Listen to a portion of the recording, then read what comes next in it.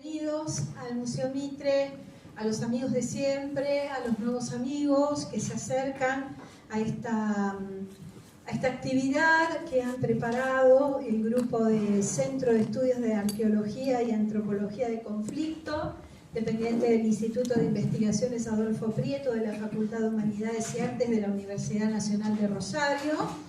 Hemos descubierto, o por lo menos el personal del museo ha descubierto hace un tiempo, la importancia de uno de los archivos que tenemos, es el referido a tema de fronteras, que fue abordado por gran parte de estos investigadores que hoy nos acompañan, y hemos tomado también este tema como un eje importante de lectura también patrimonial de esta casa museo, debido, bueno, a la relevancia que tiene, no solo en volumen, sino también en la calidad de sus contenidos.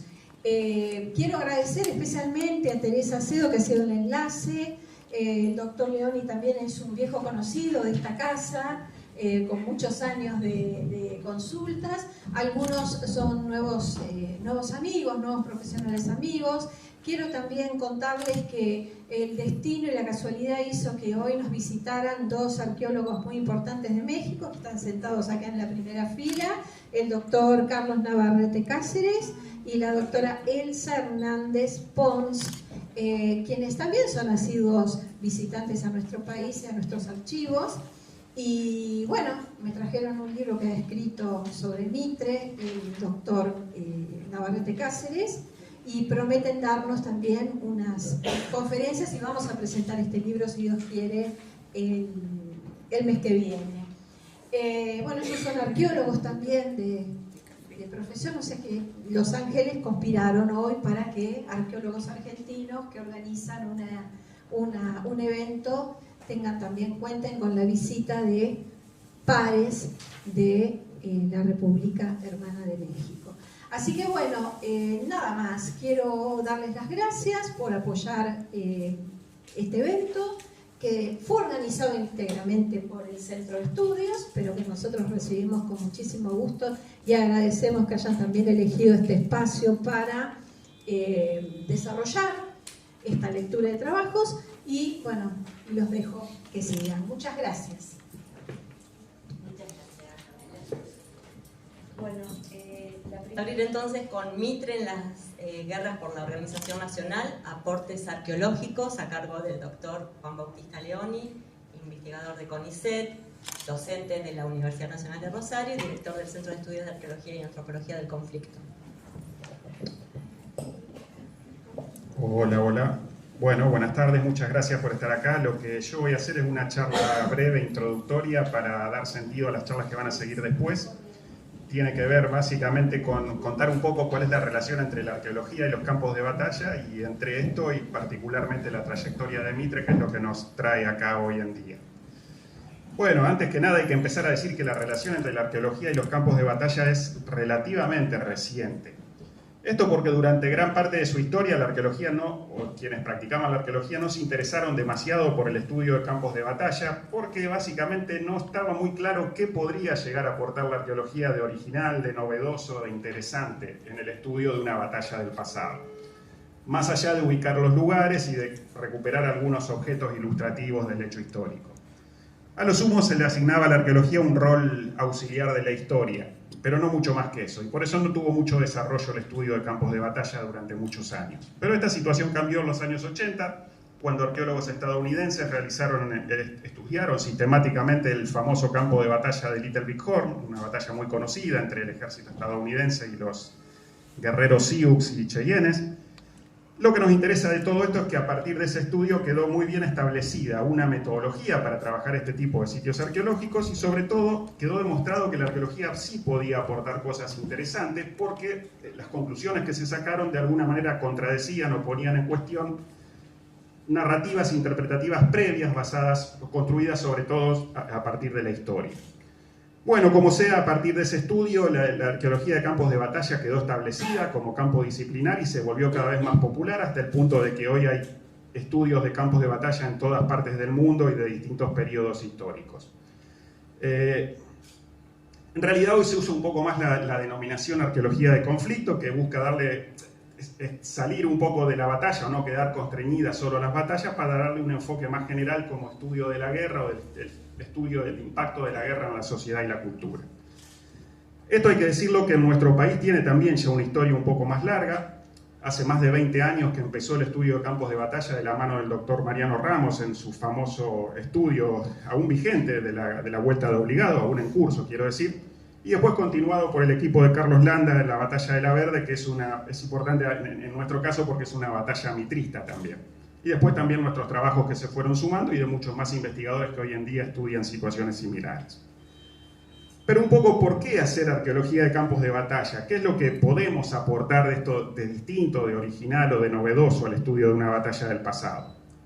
Bueno, en primer lugar hay que decir que las reconstrucciones de batallas del pasado suelen hacerse las hacen los historiadores y en base a documentos o a testimonios de participantes en las mismas, generalmente altos comandantes o jefes o a partir de los relatos, partes o informes de las acciones. Y ese tipo de documentos suele estar muy cruzado por intereses personales, intereses políticos, con lo cual son siempre hay que tener cierta precaución al usarlos.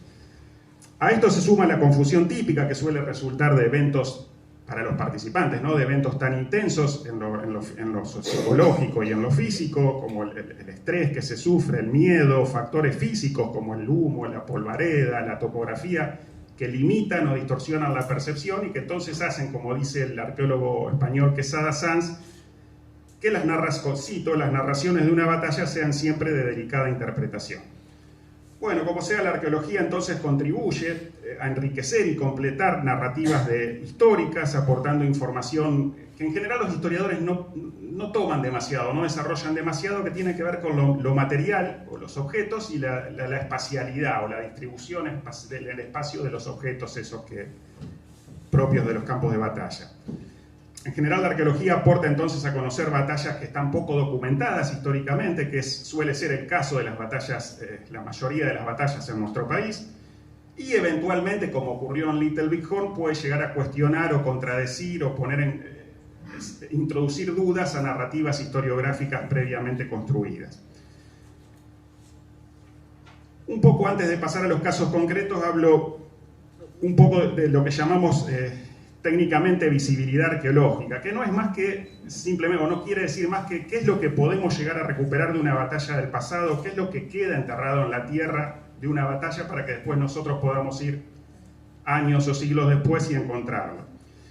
Y hay que decir de entrada que la posibilidad de que queden restos materiales importantes de una batalla depende directamente de lo que fue la intensidad del combate. Y la intensidad del combate está definida básicamente por la duración que tuvo el evento y por la cantidad de efectivos involucrados.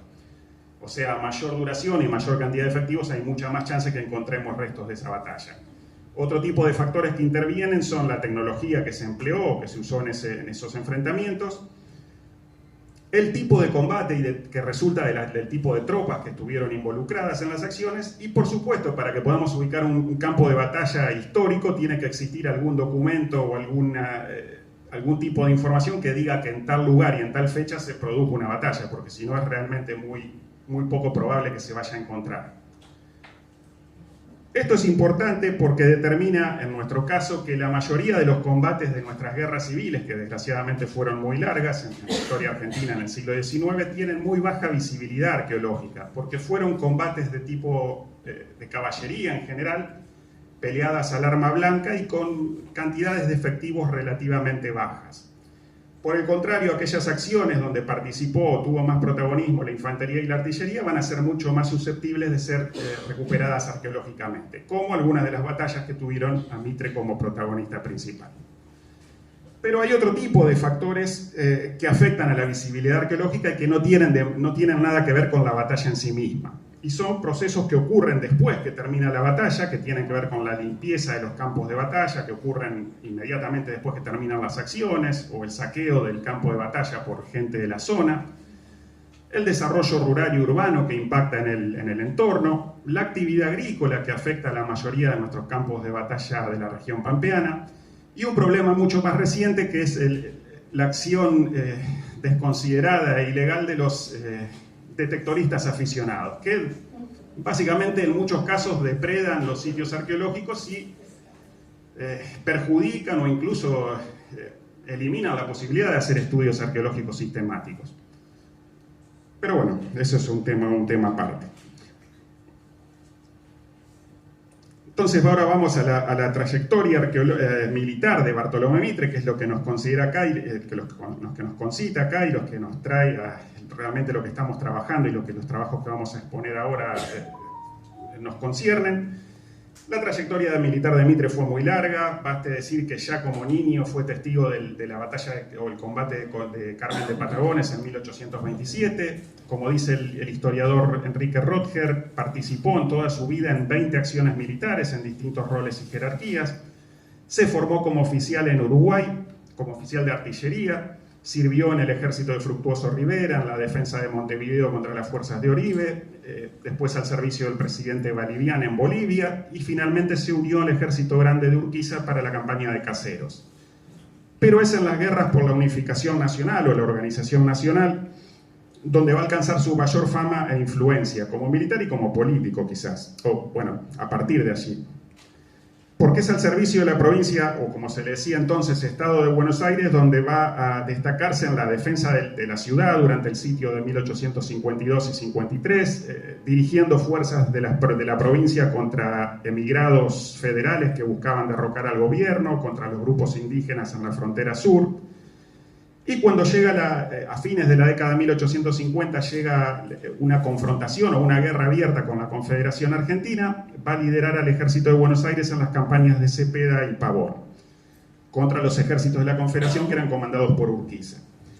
En esas batallas es donde Mitre va a alcanzar su madurez como comandante de fuerzas formales en campaña, y fundamentalmente es ahí donde va a lograr cumplir un anhelo que tenía y que venía expresando en publicaciones desde mucho antes, que era imponer la táctica europea en los campos de batalla de nuestro país o de Sudamérica. Y esto significaba que el arma principal en las campañas militares iba a ser, o él la iba a considerar que fuese la infantería, a diferencia de la tradición táctica rioplatense hasta el momento, que tenía la caballería como su protagonista principal y que era la forma de guerra que habían ejercido los distintos caudillos provinciales durante mucho tiempo. Bueno, la trayectoria militar de Mitre es bien conocida, va a seguir después como jefe supremo de los ejércitos aliados en la Guerra del Paraguay, donde va a ser muy criticado fundamentalmente por lo prolongado de la campaña y sobre todo por el desastre de Curupaytí, en el cual se le adjudica mucha responsabilidad personal. Y su última conducción de fuerzas militares en campaña va a ser durante la Revolución de 1874, cuando va a ser derrotado en la Batalla de la Verde. La historiografía posterior ha debatido mucho la capacidad militar y los méritos y o defectos que tenía Mitre como comandante. A veces el análisis se confunde con su acción, o se mezcla con su acción política y con su tendencia ideológica. Basta acá decir con que historiadores como Beverina, Rotger, Goiret, Best, incluso de Marco en algunos trabajos, han valorado en general positivamente su conducción como militar. Pero por el otro lado, los historiadores enrolados en la corriente revisionista o en distintas líneas nacionalistas lo han criticado ferozmente, basándose sobre todo en la crítica que le hiciera Carlos D'Amico, que era un enemigo personal y político contemporáneo de Mitre, y que terminan no solo desmereciendo el accionar de Mitre, sino incluso a veces ridiculizándolo, y que se puede decir que es la visión que ha permeado a la sociedad o a la opinión pública o más difundida en la actualidad, de Mitre como mal militar. No nos concierne a nosotros meternos en esto e intentar hacer juicio, simplemente decir que hay valoraciones muy opuestas que en general tienen que ver con la postura política de quien la hace, que quiera o no quiera a Mitre y su acción. Y ahora vamos a hacer un muy breve repaso de las acciones militares en las que participa Mitre durante este periodo de secesión de la provincia de Buenos Aires, y fundamentalmente en función de su potencial de abordarse arqueológicamente. No me voy a explayar en mucho detalle porque no hay tiempo y porque algunas se van a tratar después en las charlas que siguen. Entonces, la primera acción es el sitio de Buenos Aires, que dura de varios meses en 1852 y 1853 por fuerzas federales sublevadas al mando de Hilario Lagos. En este caso, Mitre va a ser jefe de Estado Mayor de las Fuerzas Defensoras y como tal va a comandar salidas que hacían fuerzas combinadas para enfrentarse a los sitiadores. En una de ellas va a recibir la famosa herida en la frente, que después lo va a marcar, va a ser típica o característica. En el combate de Potreros de Langdon, que hay un cuadro acá en el museo que refleja ese momento. En términos arqueológicos hay que decir que la visibilidad de estos hechos es completamente nula, básicamente porque en esa época era territorio suburbano de carácter rural, pero posteriormente fue completamente absorbido por la expansión urbana de la ciudad. La siguiente acción que va a tener a Mitre como comandante es el combate de Sierra Chica en mayo de 1855, cuando al mando de una columna de unos 1000 efectivos intenta atacar las tolderías o enfrentarse a una coalición formada por los caciques Catriel, Cachul y Calfucurá. Esta acción estaba bien planeada, pero terminó en una derrota bastante contundente y en una riesgosa retirada nocturna. En cuanto a la posibilidad de una investigación arqueológica, esto lo va a hablar un colega Julio Merlo a continuación, entendemos que la visibilidad arqueológica sería muy baja para los combates propiamente dichos, pero bastante factible para las tolderías que eran el objetivo que Mitre intentaba atacar. Y en este caso hay que decir que esta investigación se vería ayudada por un plano que existe acá, que está en el Museo Mitre precisamente, y por la existencia de rasgos topográficos que son claramente identificables en el presente. Pero el desarrollo industrial y urbano ha afectado también la zona. Esto lo va a hablar un poco más Julio. Bueno, esta derrota no fue obstáculo para que Mitre tuviera un nuevo comando al poco tiempo, esta vez contra una incursión de emigrados porteños federales que al mando de José María Flores habían invadido la provincia en enero de 1856 procedentes desde Santa Fe. De nuevo, Mitre comanda una columna de unos 1000 efectivos y los sorprende y derrota en Laguna de Cardoso, que es en las nacientes del Arroyo del Medio, en la frontera entre Santa Fe y Buenos Aires, y luego los persigue en territorio santafesino, creando un incidente que casi lleva a una guerra abierta con la Confederación. Acá con mi colega Diana tuvimos en algún momento la intención de buscar este campo de batalla, pero de la lectura del parte, que también está en el museo, en el archivo del Museo Mitre, llegamos a la conclusión que por el tipo de combate, la magnitud de fuerzas enfrentadas y la falta de referencias geográficas precisas, esto iba a ser virtualmente imposible y realmente no hay muchas chances de encontrar los lugares precisos. Bueno, es hacia fines de la década de 50 cuando la guerra entre Buenos Aires y la Confederación se hace abierta. Acá se movilizan grandes ejércitos y Mitre comanda el ejército de Buenos Aires en las dos campañas más importantes, que son la de Cepeda en 1859 y la de Pavón en 1861.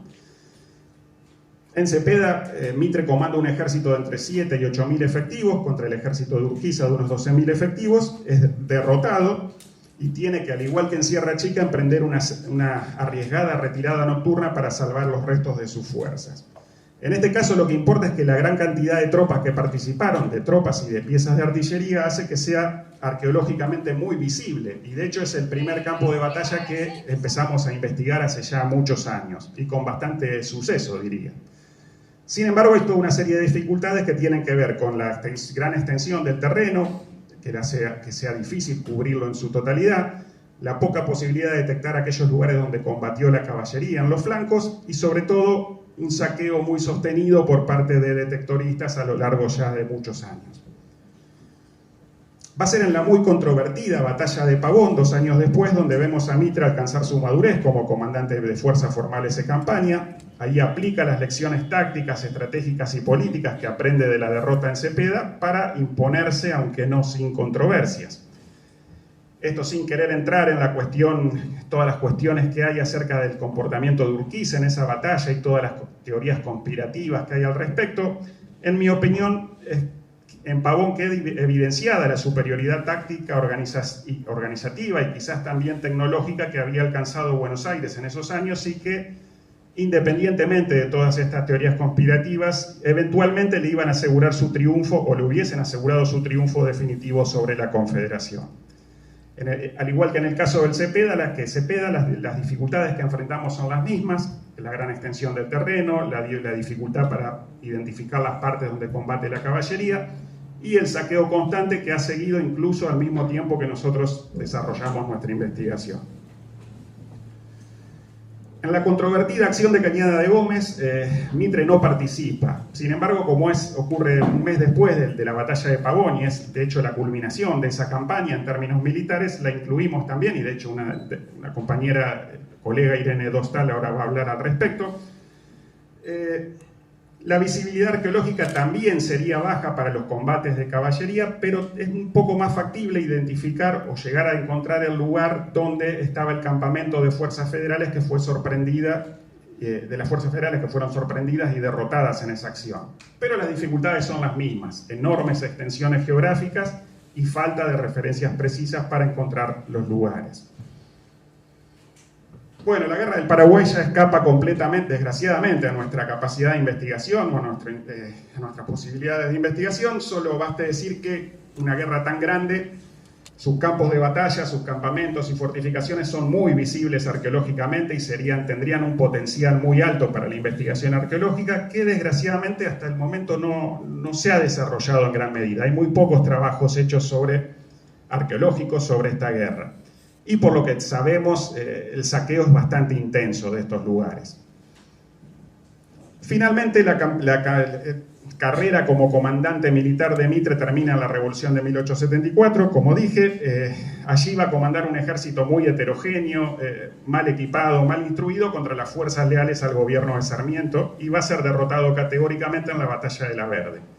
Esta batalla ha sido muy bien investigada arqueológicamente por el equipo de Carlos Landa, Facundo Gómez Romero, Emanuel Montanari y otros colaboradores, y ese estudio es precisamente un buen ejemplo del aporte que puede hacer la arqueología al estudio de estos conflictos del pasado.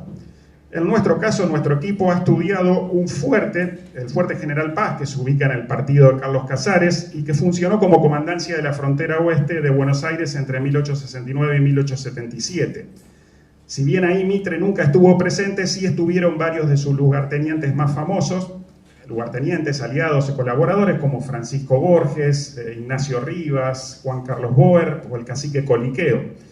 Y de hecho, durante la Revolución del 74, su guarnición se mantuvo leal al gobierno y se movilizó para reprimir el alzamiento.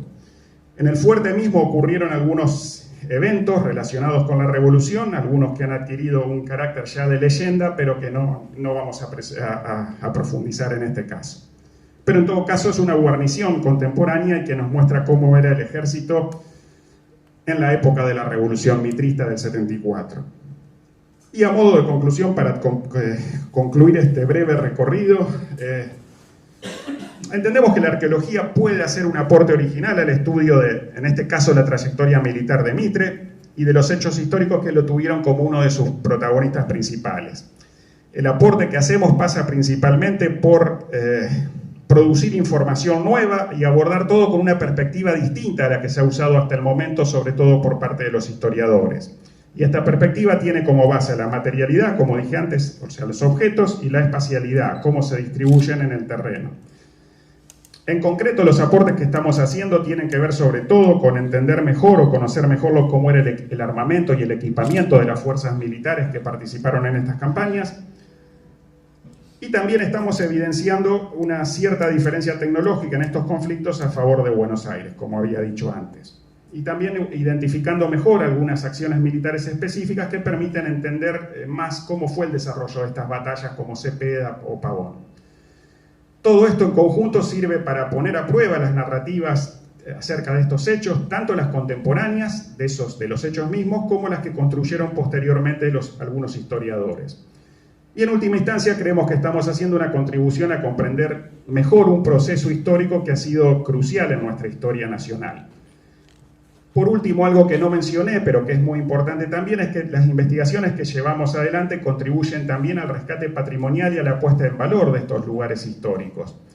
Y por ello es que en general recibimos o contamos con el apoyo de las respectivas municipalidades y el involucramiento en mayor o menor medida de la comunidad local o de actores de las comunidades locales de los lugares históricos en los que investigamos. Así que bueno, este fue el breve recorrido introductorio, espero que no haya sido muy confuso. Muchas gracias.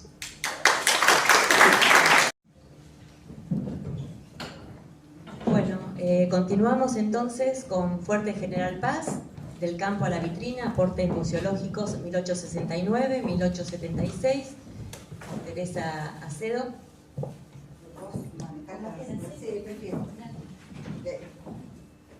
yo no me puedo quedar quieta.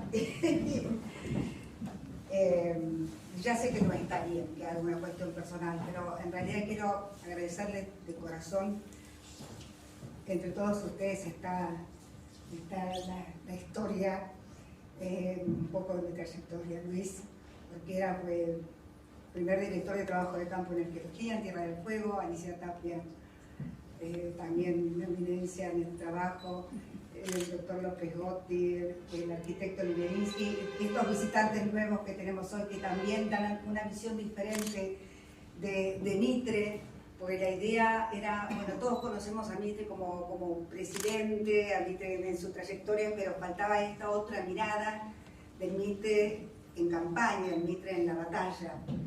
Y bueno, este grupo del Centro de Estudios de Antropología, Arqueología y Conflicto que accedió a presentarnos acá en la casa de Mitre.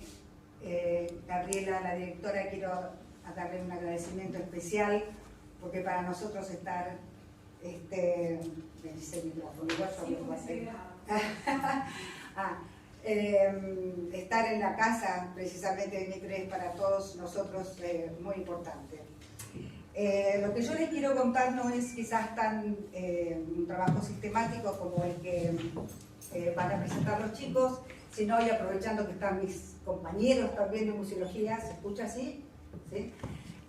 Contarles un poco cuál es el aporte desde la museología en este tipo de trabajo. Hemos hecho un convenio con la Universidad de Rosario y han trabajado toda la línea de frontera de Cortines de 1869 a 1877, perdón, que atraviesa el partido de Carlos Casares. Bueno, ¿cuál fue la situación de este fuerte General Paz en el partido de Carlos Casares? La verdad era bastante caótica porque se encontraban sin armas, dicen, no guardando más que tenemos 14 carabinas Merrill y 200 sables y 50 lanzas, estaban incomunicados, porque es muy graciosa esta cita, pero dice, los 8 hombres que tengo, todos son extranjeros e inútiles completamente para andar a caballo. Acá es donde surge una figura que comentaba Juan, que es la figura de Mamá Carmen, que es toda una historia. La idea de esta reunión es también charlar un poquito todos los distintos puntos que tienen esta historia, ¿no? Surge la figura de Mamá Carmen, que no sabemos si en realidad existió o no, que la estamos buscando por todos lados, pero cuenta que también se tuvo que hacer cargo del fuerte, una mujer, Mamá Carmen, porque no había soldados. También, bueno, estaban por falta de hombres como para hacer las comunicaciones entre la línea de frontera, y sobre todo venían de una serie de epidemias muy graves que recién recibe en 1874 el primer médico del fuerte General Paz.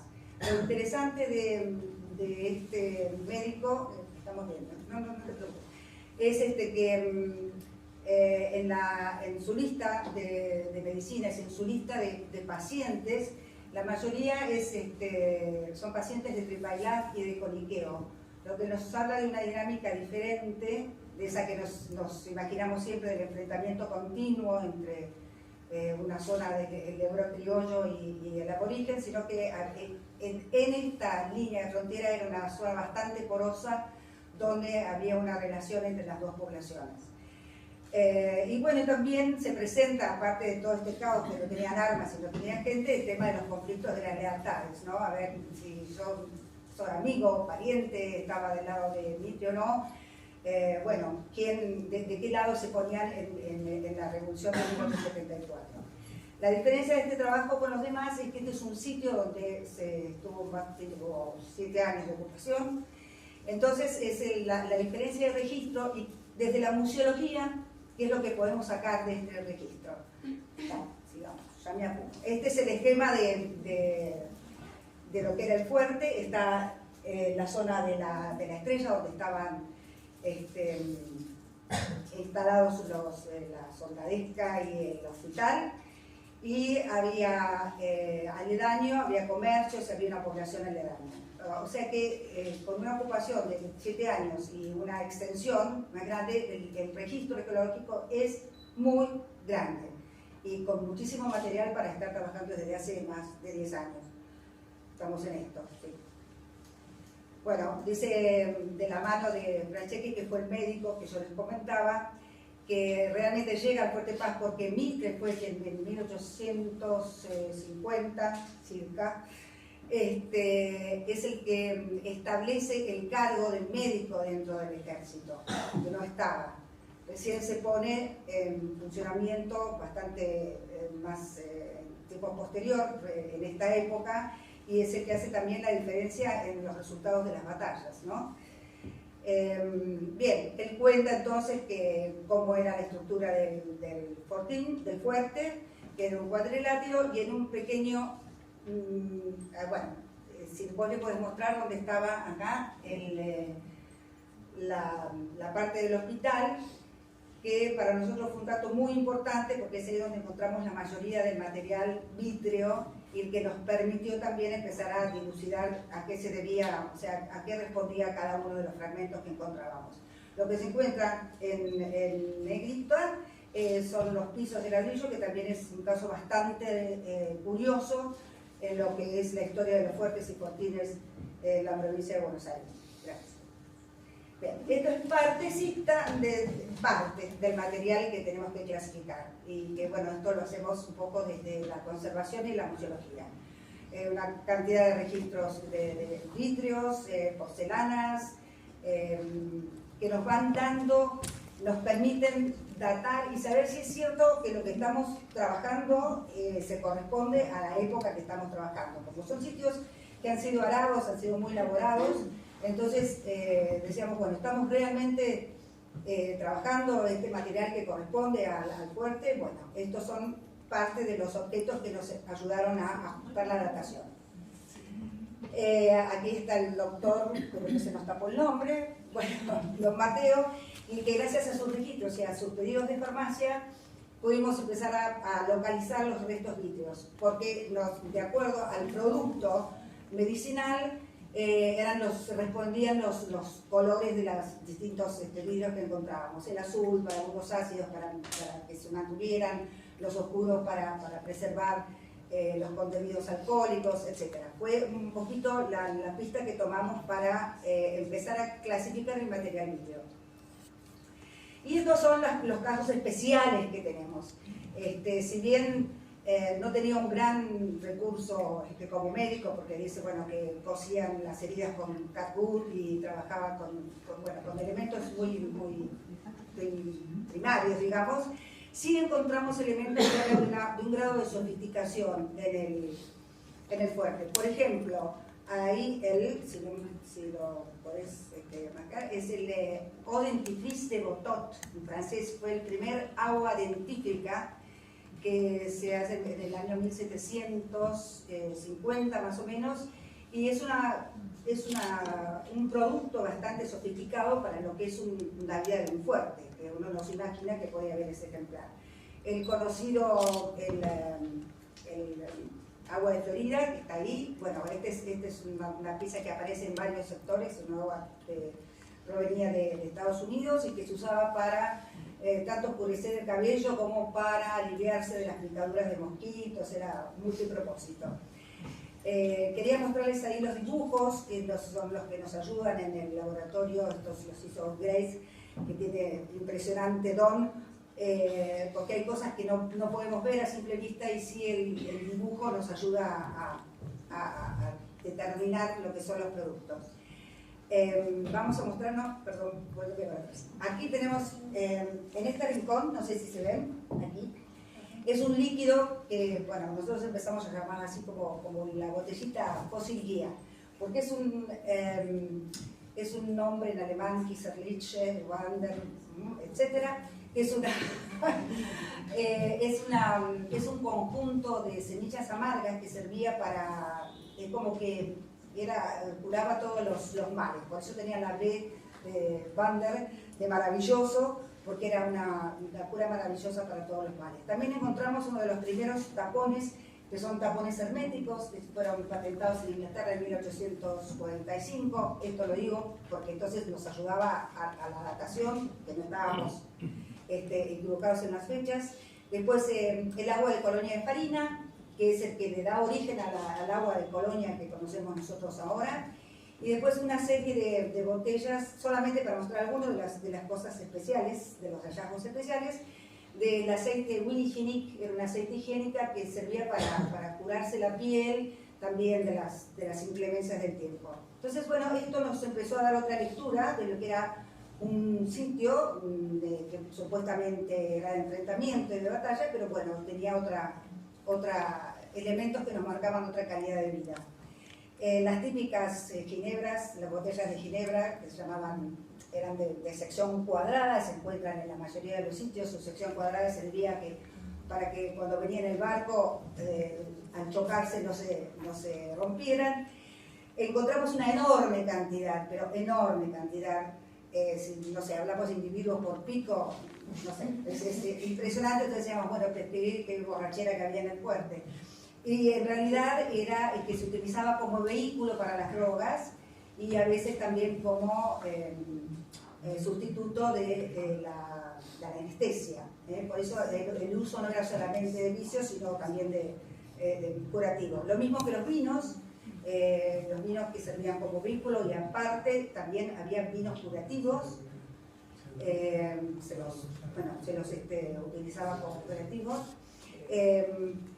A ver, ¿ves eso? Yo te decía que quedó tachado. Bueno, disculpen, es porque cambiamos de computadora y se nos quedaron más las diapositivas. Restos de esperidina, que bueno, comienza en 1866 también como una bebida curativa, y el estudio de pequeños fragmentitos que nos llevan a la pieza, y que esa pieza nos lleva a la datación. En este caso era una botella de cerveza de Olive Tree, bastante rara, que también se ajusta en el fechado de 1863-1878. Ahora sí. La clasificación de losas nos sirvió muchísimo para la datación también del sitio y para ver la variedad de materialidad de registro arqueológico que encontrábamos en el sitio. Todas las clases de las losas, las transferware, todos los tipos de losa que se ajustaban, nos ayudaban a ajustar la datación del sitio que estábamos trabajando. Esta piecita que se ve que acá abajo, esa es también de los polvos para lavarse los dientes, para los conocidos tinteros, y después toda la variedad de losas inglesas que había en esa época en el país están presentes en este fuerte. Bien, esta es una muestra de la tipología y del ajustado despechado.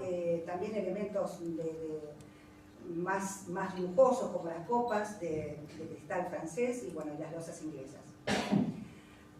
Bueno, un poco de nuestro trabajo es tomar las piezas, empezar a limpiarlas, hacer distintos procedimientos como electrólisis o calcos. Trabajamos con ácidos para llegar a saber qué son. Por ejemplo, la pieza que está en el medio, después la vamos a ver restaurada, no sabíamos qué era, bueno, ya los conocidos los datos. Y los estudios metalográficos también nos ayudan a cerrar la datación. Esto es la hebilla encontrada en el sitio, luego de su procedimiento, los procedimientos para el bronce y luego puestos en la vitrina. Y estas herraduritas que vemos acá, fue una pieza que nos llevó nada menos que 3 años descubrir qué eran, porque son únicas y no aparecen en ningún otro sitio, pero no sé si me equivoco, Alicia, si es que lo habrás visto en otros sitios de arqueología histórica. Son protectores de botas. Especulamos porque eran herraduras de mula, caballito, hasta que descubrimos que eran los protectores de botas. Que también es un grado de sofisticación bastante marcado. Bien, acá está la pieza antes de la restauración, esa que les mostraba que estaba envuelta en papel, con un secreto aunque no les voy a decir. Y luego la pieza restaurada, que es un martillo de un arma de retrocarga, a pistón. Un herraje también antes y después de la restauración, y una platina de un arma de avancarga.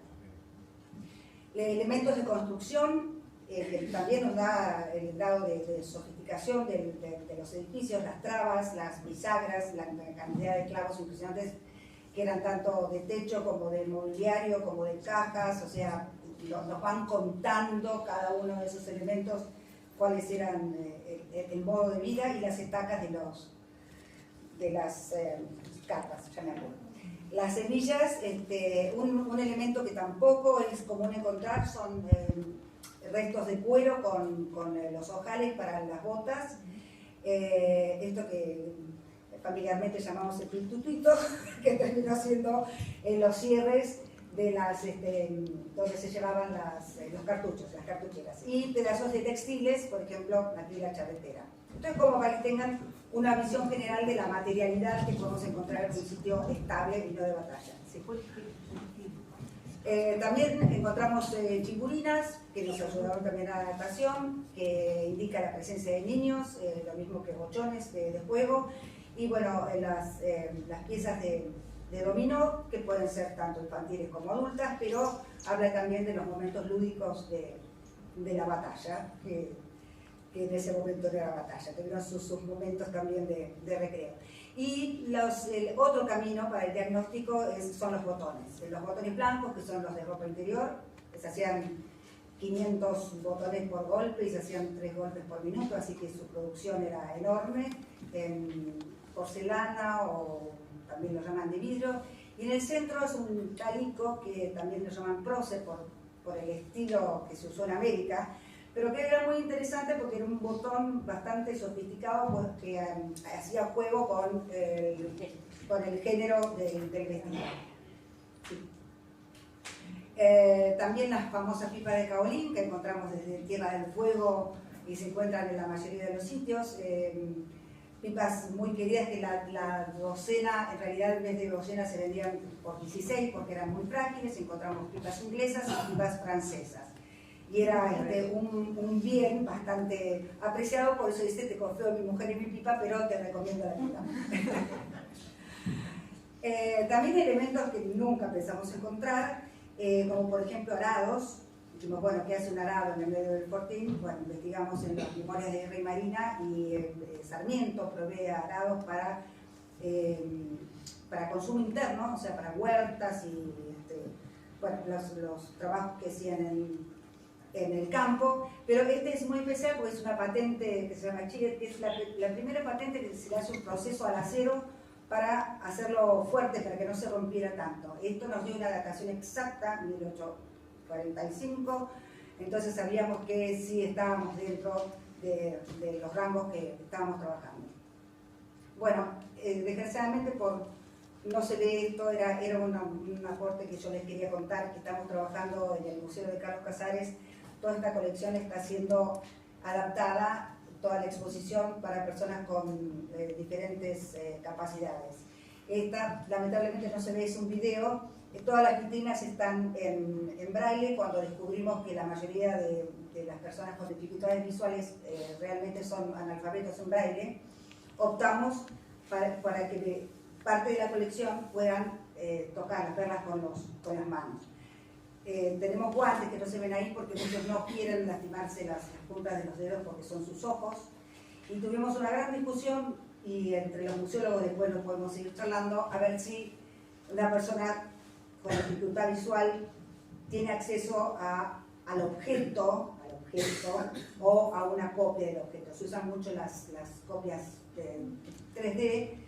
Yo insisto que si podemos y si tenemos material que no corre ningún tipo de riesgo, que puedan verse tocándose directamente, porque es diferente la visión desde el que no ve y es mucho más enriquecedora desde el que ve. Entonces, bueno, quería mostrarles simplemente los trabajos de adaptación que estábamos haciendo en el museo. Y creo que terminamos, ¿cierto? ¿Estoy en tiempo y todo? Muy bien.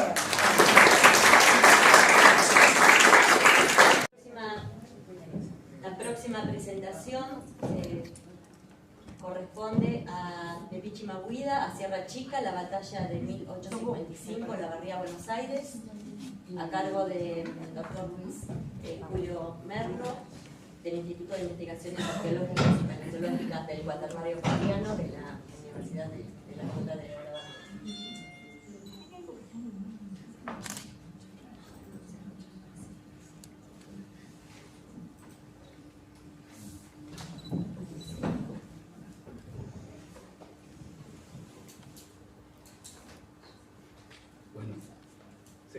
Sí. Y ahora sí. Buenas tardes a todos. Primero, bueno, antes que nada quiero agradecerle a la directora del museo y a todo su personal, digamos, por la buena atención que han tenido con nosotros y obviamente al público por acompañarnos, ¿no? Y escucharnos un poco. Bien, no voy a detallar en lo que fue la batalla de Sierra Chica, o sea, del lado mitrista y del otro lado, porque bueno, algo ya adelantó Juan y me parece bien, así que me voy a dedicar a contar un poco cómo empezamos a trabajar este tema de Pichimahuida a lo que es Sierra Chica. Obviamente, para empezar, quiero destacar que este trabajo en realidad surge a partir de interés de las instituciones educativas de la localidad de Sierra Chica que quieren poner una fecha de fundación al pueblo. Y esto también está acompañado por la comunidad Penimapu, son mapuches tehuelches de la ciudad del partido de La Barría, que nos acompañan en lo que fue el reciente, porque esto es de ayer, trabajo arqueológico que estamos llevando adelante. Bien, bueno, Sierra Chica es una localidad de más o menos 3.000 habitantes que está a 12 kilómetros de la ciudad de La Barría, muy conocida, y esto cualquiera que diga Sierra Chica, por la cárcel de máxima seguridad de Sierra Chica, o también la historia de los 12 apóstoles, entre otras historias, o Robledo Puch, que está ahí también. Y bueno, eso es uno de los motivos que quieren, digamos, la comunidad educativa quiere cambiar la historia de Sierra Chica, ¿no? Que no se lo asocie tanto a lo que es esa imagen de cárcel, ¿no? Que lamentablemente no está bien vista. Y bueno, a raíz de esto empiezan a convocarme para ver el tema de qué era lo que había sucedido en 1855 en Sierra Chica, ¿no? Que también tiene su historia, pero obviamente siempre fue abordada desde los historiadores con diversas miradas, que bueno, la idea es tratar de llevarlo al registro arqueológico y tratar de ser lo más objetivo posible. Bien, bueno, un poco batalla de Sierra Chica y la idea, lo que acabo de decir recién, de tratar de llevarlo al campo, todos los datos históricos que tenemos, los documentos, tratar de ver qué está sucediendo en el campo, ¿no? Que ahí nos encontramos, aclaro, esto es muy reciente, es de este año, con diversas dificultades. Bien, para empezar, lo primero que tenemos que tener en cuenta es que, digamos, toda esta zona, lo que es gran parte de la provincia de Buenos Aires y La Pampa, hasta el lado de Chile, de este a oeste, está atravesada por rastrilladas, ¿no? Que muchas hoy están desaparecidas, borradas por los años, o otras fueron modificadas, o como en el caso que la que pasa por Sierra Chica, que es esta, no sé si se ve bien ahí, la línea roja que ven acá, que se llama Camino de los Pueblos, y previo a eso se llama Camino de los Chilenos, en la zona de La Barría, ¿no? Estas rastrilladas, antiguas rastrilladas, tenían que tener en cuenta siempre los pasos del arroyo Tapalqué, ¿no? Para que se den una idea, el arroyo Tapalqué atraviesa la ciudad, atraviesa totalmente el partido y es un arroyo muy variante en el caudal de agua. Si llueve un poco, el arroyo crece mucho y se torna intransitable, ¿no? De hecho, fue la que generó las inundaciones del 80 y el 85 en Olavarría, en 1980 y 1985. Bien, estos pasos eran muy importantes tenerlos en cuenta.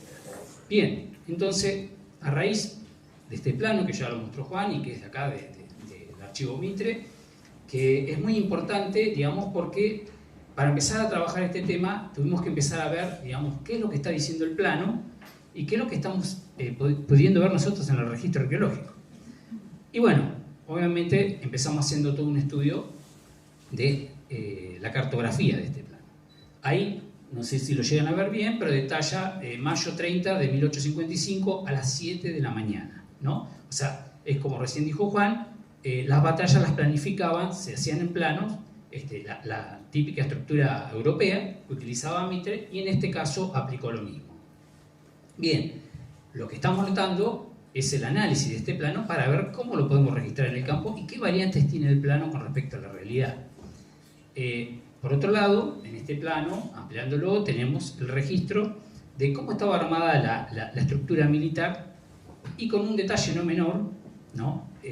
No lo dije, pero, porque lo dijo Juan antes, pero la lucha ahí de Mitre fue contra Cachul y Catriel, y digamos, en favor de Cafulcurá, porque en realidad muchos historiadores ponen en duda si participó, algunos soldados de Cafulcurá participaron en esta batalla, pero por el lado mitrista estaban los indios de Maicá, ¿no? Lo cual, trayéndolo a la actualidad, esto nos trae que hay que manejarnos con mucho cuidado, porque en la comunidad que tenemos, Peña y Mapu, hay descendientes de Maicá y descendientes de Catriel. Entonces, igual ellos están de acuerdo en que conocer un poco esta historia, ¿no? A pesar de que en este momento están enfrentados, en este momento, porque después fue cambiando, ¿no? Lo mismo que los catrileros con Mitre, después cambió. De hecho, los hermanos de catrileros, uno mata al otro, uno a favor de Mitre y el otro a favor de Alsina en la Revolución del 74, pero no voy a entrar en ese detalle. Bien, ahí tenemos los indios de Maicá. Supuestamente también los que guiaron a Mitre fueron vaqueanos de los indios de Maicá, que estaban ya instalados en Azul, en Villa Fidelidad. Por el otro lado, y del otro lado del arroyo, esto que ven acá es el arroyo Tapalqué, tenemos a los indios de Catriel, de un lado y del otro lado del arroyo, y acá más abajo los indios de Cachul, en el plano, ¿no? Bien. La idea es empezar a ver este plano, digamos, ¿qué nos está diciendo el plano, ¿no? ¿Qué le podemos encontrar de aplicarlo a la realidad del lugar, el plano, ¿no? Convengamos que el plano fue hecho previo a la batalla, supuestamente en el campo, y eso puede tener algunos errores, ¿no? Por ejemplo, uno de los errores que no lo marcamos acá es que le falta dibujar un cerrito, ¿no? Pues son 4 cerros en realidad y hay dibujado 3 en total. Pero bueno, eso es un detalle. Ahí más abajo, yo ampliando el plano, podemos ver cómo estaba toda la estructura militar armada, que no lo voy a detallar acá. Y por otro lado, que esto es un punto muy importante que me parece que tenemos que tener en cuenta en el plano, que fue hecho con el diario de ayer, porque si uno mira, dice copia fiel, Buenos Aires, 10 de agosto de 1856. O sea que el plano fue hecho copia fiel un año después, ¿no? Que no es el original, no es el momento de tensión previo a la batalla que se armó el plano, sino fue hecho ya cuando ya todo estaba terminado, ya había pasado un año. Así que obviamente que está también registrado que lo dibuja y todo, que es Rossi ahí, pero hay que ver, digamos, del plano real a este plano hasta qué punto se ajusta, ¿no? a la realidad. Bien, otra cosa que se está haciendo es análisis de documentos, obviamente los documentos dejados por Mitre y demás, y trabajando con el tema de digamos, el movimiento que pudo haber habido en esta cuestión de las batallas de Sierra Chica. Bien, otra cosa que hicimos fue, y espero que me salga, a ver si la puedo proyectar acá. No, no me deja. Qué lástima. A ver si puedo. Alguna me la tiene que tomar. Bueno, la idea, que no me lo hace, es eso es una imagen de Google Earth actual, ¿no? Donde está Sierra Chica, acá podemos ver el arroyo, y lo que hicimos fue superponer el plano, ¿no?, de la batalla en esta imagen de Google Earth, buscando la mayor similitud posible en relación a las curvas que hace el arroyo. Ustedes fíjense que el arroyo zigzaguea mucho, no se los puedo mostrar porque no me permite mostrarlo, pero se dibuja, digamos, el que dibujó el arroyo lo hizo con bastante similitud a lo que es el arroyo actual. Y en función de eso también empezar a armar, digamos, dónde estaban ubicados, o dónde fue la batalla, ¿no? También teniendo en cuenta dónde están ubicadas las tonterías de Cachul y de Catriel. Bien, hay algo que no mencioné y voy a volver atrás porque no me permite volver a insistir la imagen, pero Sierra Chica también es una zona donde existen muchas canteras, ¿no? Entonces, entre medio de todo este lugar tenemos canteras, ¿no? Canteras de extracción de granito, donde todo lo que es la construcción digamos, de edificios y demás se saca de esa zona, ¿no? El granito rojo, el granito negro y el granito gris se saca de ese lugar. Y bueno, hay una explotación minera muy fuerte, que eso obviamente hacen unas grandes cavidades, algunas llegan hasta 100 metros de profundidad, y obviamente si había algún registro ahí no nos queda nada, ¿no? Desapareció todo por el trabajo minero. Pero bueno, con eso estamos. Bien, lo que hicimos fue empezar a prospectar el campo. Obviamente lo que pudimos detectar, que los materiales que están apareciendo son muy superficiales y aparecen cuando el campo le pasan el disco, no el arado, porque son campos muy bajos, muy cerca está la tosca, no se puede arar, no se puede, directamente se le pasa el disco, y ahí empiezan a aparecer los materiales. Lo que se hizo fue empezar a trabajar sobre dónde estaban ubicados la concentración de materiales, obviamente expuestos por los discos de los arados, ¿no? También trabajar con detectores de metales para ver si aparecía algún indicio, algún metal relacionado a la batalla de Sierra Chica. Hay algo que no dije tampoco, en Mapu Sumun es Pichimahuiza, después se le empezó a llamar Sierra Chica, ¿no? Bien.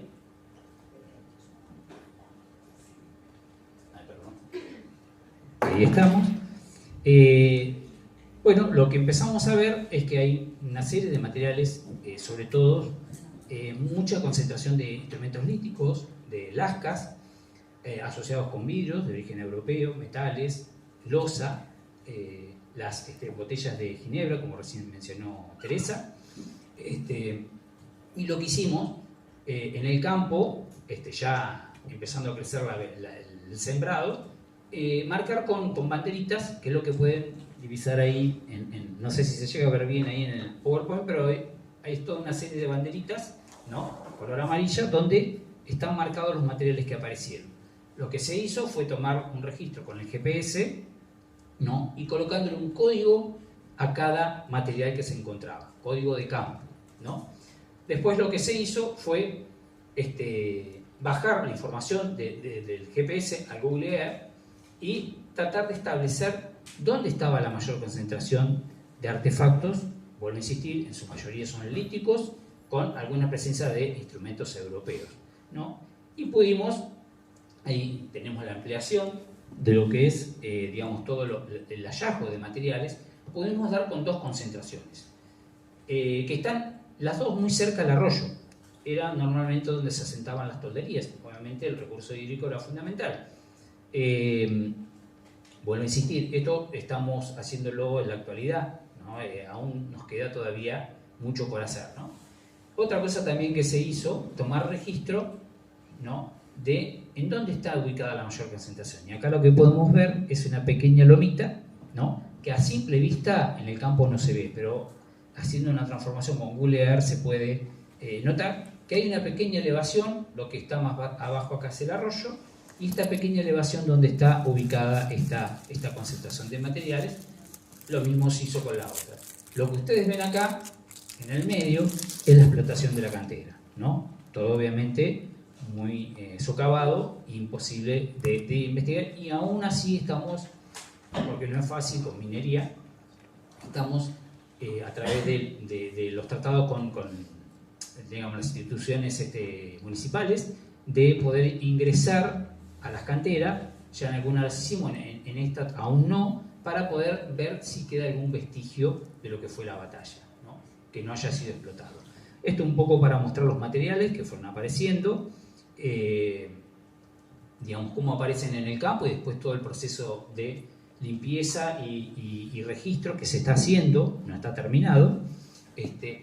Y hay algo que también estamos encontrando, que se acuerdan que les dije recién, que las rastrilladas tenían pasos determinados por el arroyo. No aclaré cómo son los pasos. Los pasos normalmente son concentraciones o concreciones de tosca firmes que permiten que, digamos, cuando el arroyo no está crecido, poderlo cruzar normalmente. Si uno lo intentara cruzar en otro lado, las personas y los animales se empantanan seguro y no pueden salir, ¿no? En algunos lugares llegan hasta 2 metros de profundidad o más, ¿no? En otros, en estos pasos son 10 centímetros o 20 centímetros para poder pasar, siempre y cuando el arroyo no esté crecido. Bien. También en el mismo lugar encontramos antiguas taperas.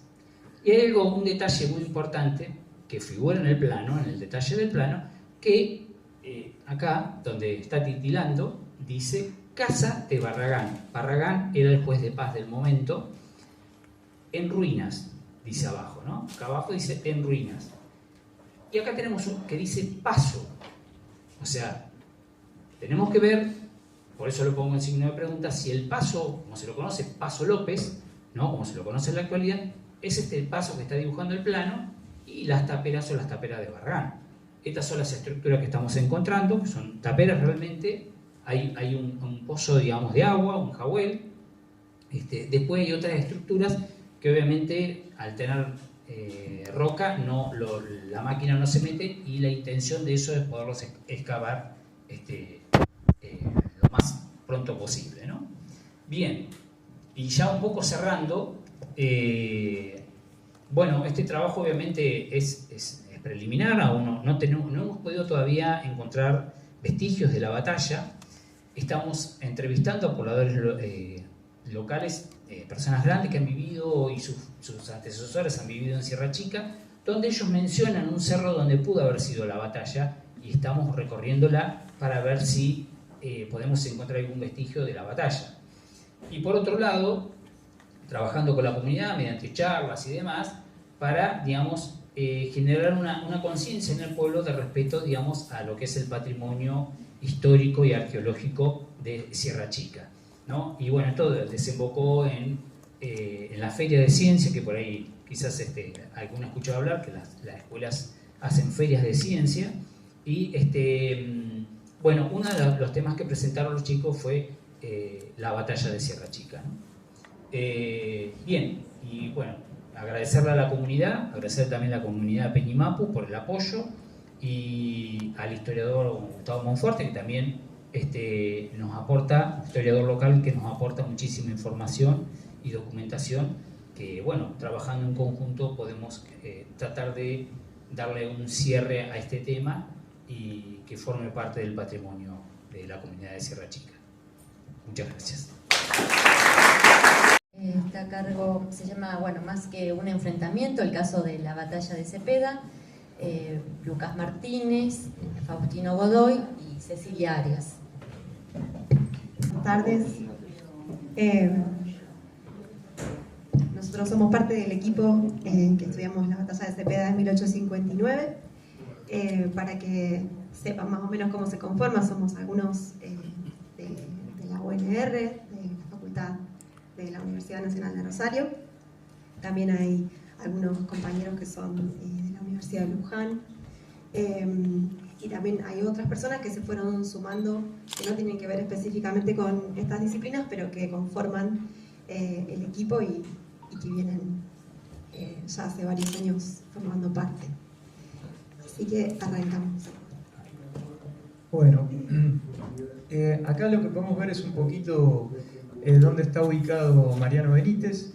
Está en el partido de Pergamino, al norte de la provincia de Buenos Aires, y ya en el límite del Arroyo del Medio. El Arroyo del Medio, como sabemos, es el límite entre la provincia de Buenos Aires y Santa Fe. Y bueno, la localidad de Mariano Benítez está en dirección de Pergamino Rosario, a unos 10 kilómetros de la ruta 32 se encuentra el pueblo, y a unos 5 kilómetros se encuentra el arroyo Cepeda, que es donde tuvieron lugar las dos batallas, con algunos pocos kilómetros de distancia entre una y otra, en 1820 y 1859. Bueno, acá, para contar un poquito esta breve enumeración, ¿qué pasa con el patrimonio de las batallas de Cepeda en Mariano Benítez? Lo armamos de forma cronológica para poder contarlo un poco ordenadamente. La primera vinculación con el material fue por parte de los pobladores, por los habitantes de los campos. Hemos podido relevar distintos relatos. En el rincón de abajo podemos ver a los hermanos Palú, que eran pobladores de la zona, chacareros, que bueno, son todos campos que han sido trabajados durante muchos años, entonces se han dado muchos encuentros involuntarios. De hecho, aparece mucho material en superficie vinculado principalmente a la segunda batalla de Cepeda. Acá viene un tema vinculado al territorio, porque en 1961, por medio de la Comisión Nacional de Monumentos, se declara lugar histórico nacional donde ocurrieron las batallas de Cepeda y Pavón en el departamento de Constitución Santa Fe, cosa que, como sabemos, no fue así. Bueno, posteriormente, en 1970, el Fortín Pergamino, que es una institución tradicionalista, se encarga de colocar un monolito, ahora sí en Mariano Benítez, a la vera del arroyo Cepeda, y eso posibilita que en 1972, a través de otro decreto nacional, se corrija el anterior y efectivamente se declare lugar histórico nacional, donde tuvieron lugar las dos batallas de Cepeda. Bueno, se declara la Cañada de Cepeda, ¿no?, como lugar histórico nacional, como marco de las dos batallas. Bueno, ese monolito, como decíamos, está a unos 5 kilómetros del pueblo y durante muchos años fue vandalizado con distintas placas que fueron robadas. Y bueno, tenemos hacia 1970 el primer registro de búsqueda con detectores de metales en el lugar, y posteriormente, a través de visitas de nuevo el Fortín Pergamino, a través de cursos de historia, de visitas al lugar, que también se hicieron recolecciones de materiales. Hacia 2009 se instaura un monolito en la plaza del pueblo, también por un aniversario de las batallas, y hacia el año 2000 hay una ordenanza municipal a través de la cual se ponen nombres a las calles del pueblo vinculadas a las batallas y a los arroyos. Bueno, hacia 2010 inicia el proyecto de investigación arqueológica, que después más adelante vamos a verlo en detalle. Posteriormente, una ordenanza en 2013, también de la Municipalidad de Pergamino, trata de poner algunas reglamentaciones sobre el expolio del material que se estaba sufriendo, del que habló Juan, por parte de detectoristas, aunque en realidad esto está enmarcado en una ley nacional. Y hacia 2015 se inaugura el Museo Batallas de Cepeda, que es la esquina que ustedes pueden ver, que era un antiguo almacén de ramos generales que la familia Villanueva donó al municipio. Después de unos 5 años más o menos de arreglar distintas cuestiones vinculadas al edilicio, se inauguró el museo. Otra de las acciones fue que en 2018 creamos el Centro de Interpretación Batallas de Cepeda, que es una asociación civil y bueno, tiene entre otros fines poder respaldar un poco el trabajo de investigación arqueológica y el funcionamiento del museo. Hacia 2020, por los 200 años de la primera batalla de Cepeda, se instala una nueva placa en el monolito y se restituye la cartelería indicativa para llegar al sitio, donde se incluyen estos decretos que decíamos y se menciona que es lugar histórico nacional, que hasta el momento no figuraba en ninguna cartelería. Y hacia 2022 se rehabilita el camping, que eso me lo salteé. Cuando se instaura el monolito, también se cede, unos propietarios de campo ceden una fracción para la instalación de un camping, que también fue vandalizado y en la actualidad se está tratando de volver a armarlo.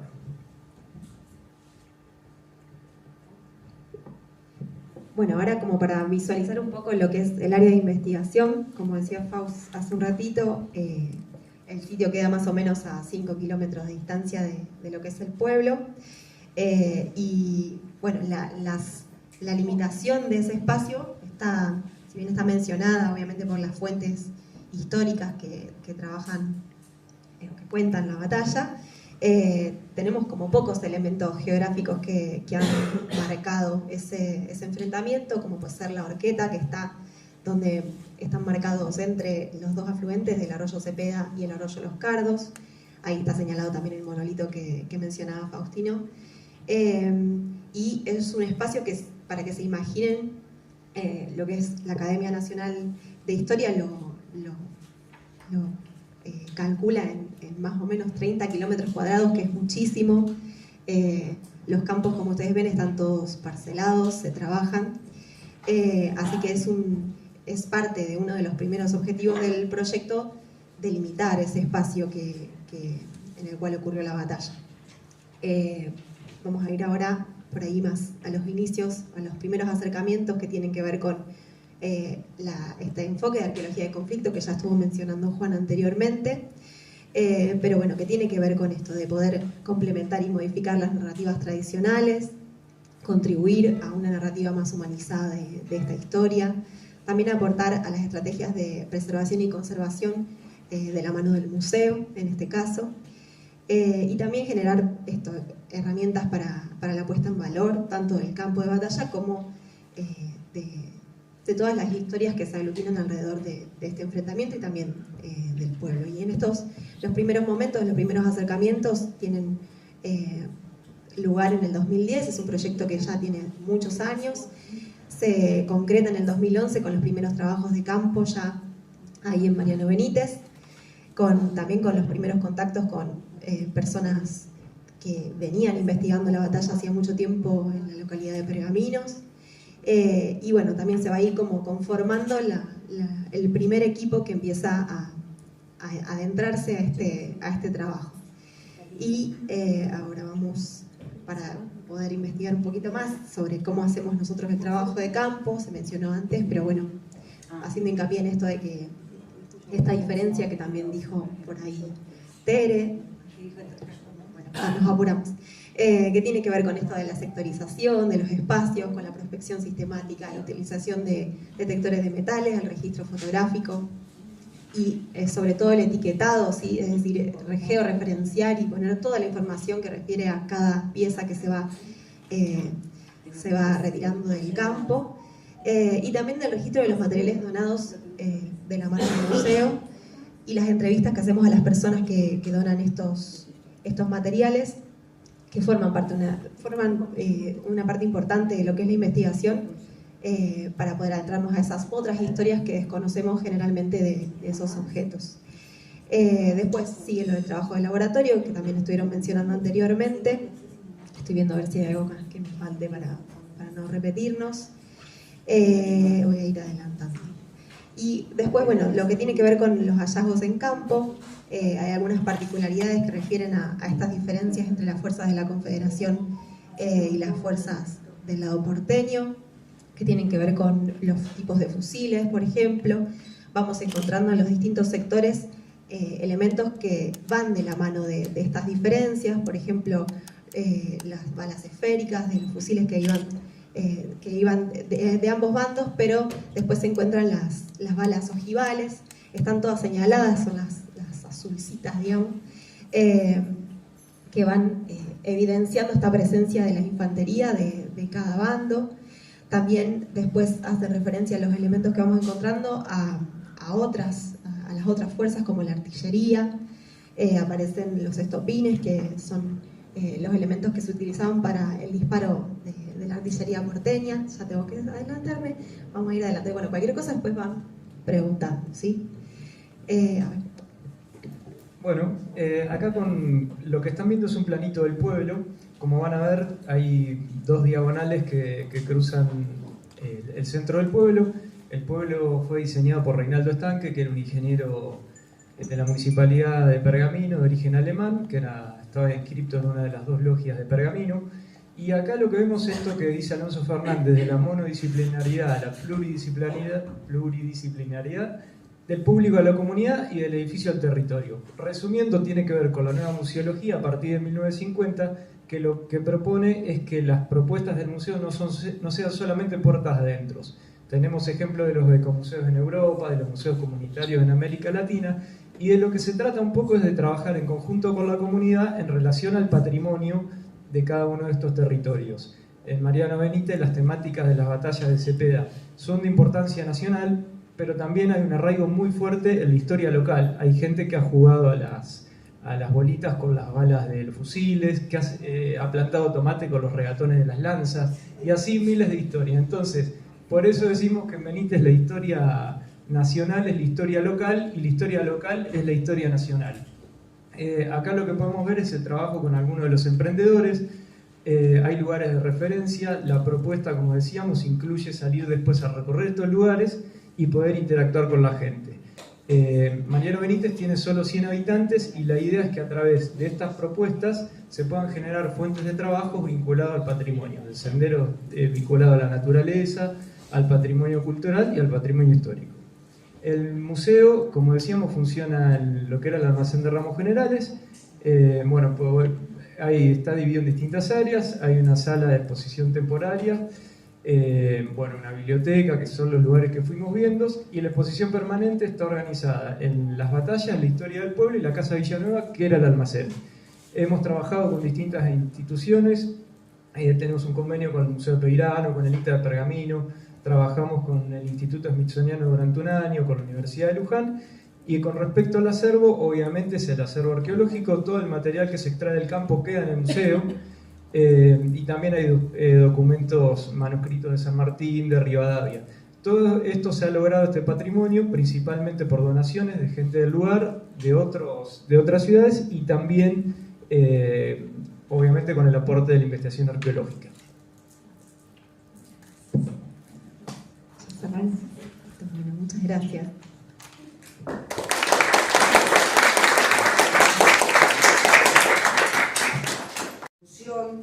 De una cuestión a través del conflicto, como el de ustedes, es muy difícil trasladar ese conocimiento al público infantil. ¿Cómo trabajan ustedes el transmitirle a los chicos que un conflicto se resuelve en batalla? ¿Cómo trabajan el concepto de batalla? Bueno, perdón, es un poco personal. No, pero está bueno, era una de las cositas que íbamos a contar. No sé si quieren que la respondamos ahora, ¿sí? Nosotros, como eso, venimos con este proyecto hace muchos años. A partir de la creación del museo se empiezan a hacer, cada aniversario de la creación del museo se hacen fiestas en el pueblo, y particularmente hemos tenido algunas acciones en relación a esa fiesta.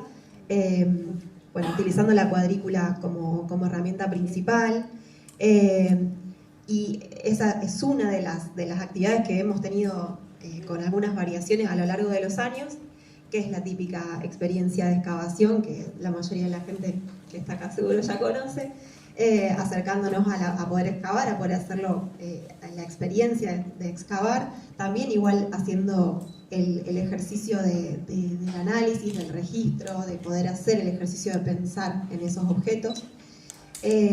Y otra de las actividades particularmente que hicimos con otra compañera del equipo, con Daniela, es un taller que hicimos con la única primaria que hay en el pueblo, que es una primaria multigrado, eran en ese momento 13 niñas, que hicimos una actividad, toda una jornada en el museo. Decidimos empezar a explorar cómo poder trabajar esta temática que suele ser relegada para trabajar con infancias, con niños, ya que es una temática delicada, dura, digamos, de llevar adelante. Nosotros hicimos un recorrido y intentamos romper con esta lejanía o esta visión más exótica en relación a la arqueología y a estos objetos que son parte del patrimonio de estos niños que están en el pueblo, acercándonos a la muestra y también haciéndolo con otros recursos, como por ejemplo uno literario. Yo traje acá el librito por si alguno después lo quiere ver, es un libro que trabajamos, Waterloo y Trafalgar se llama. Son de estos libros que son álbumes, ¿sí? Que se puede ir, con imágenes se puede ir reconstruyendo la historia. Son dos personajes que se enfrentan, que están evidentemente uno de un bando y otro de otro, con colores que se oponen, empiezan a observarse, empiezan también a vigilarse y en todo eso también a realizar actividades cotidianas. Y a lo largo de la historia van persiguiendo un pajarito y de repente se encuentran en que el lugar donde se estaban enfrentando era un círculo, en el cual si salían y miraban para afuera, las cosas eran en realidad de ambos colores, se mezclaban, tenían distintas formas de verse, ¿no? Y también en ese momento usamos una especie de binoculares, unas miras telescópicas que armamos con papeles celofanes con distintos colores para poder también hacer el ejercicio de observación dentro del museo, y también jugando esto con una canción que tiene que ver con opuestos, como hacer todas las actividades que implican un juego, ¿sí?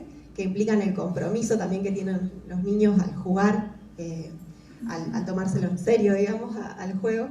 Se culminó con una actividad de dibujo que tenía que ver con este opuesto a la guerra, que incluso es para analizar, porque en muchos casos muchos lo asociaban a cuestiones como más religiosas, ¿sí? Que son como para analizar otro tema también. Pero fue como una primera aproximación que nos interesaría obviamente ahondar, pero es una experiencia muy hermosa y que creemos que es como la posibilidad de empezar a poder como construir o empezar a preguntarnos esto, cómo charlar, cómo conversar estos temas con niños. ¿Qué edad tenían los chicos? Mira, era difícil porque tenían entre 7 y 12 años. No eran de un mismo curso, son todos niños de distintos cursos. Sí.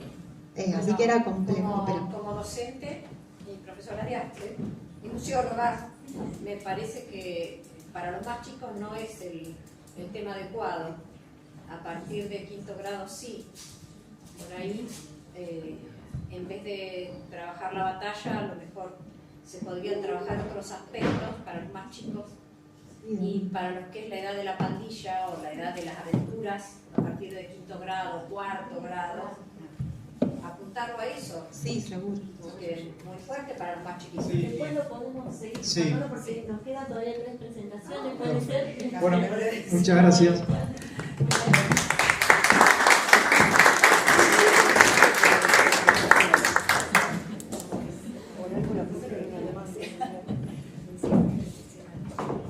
Bueno, la siguiente presentación es Loma Negra, vestigios arqueológicos de un emplazamiento militar de frontera de mediados del siglo XIX, por el profesor Franco Batangelo de Rojas.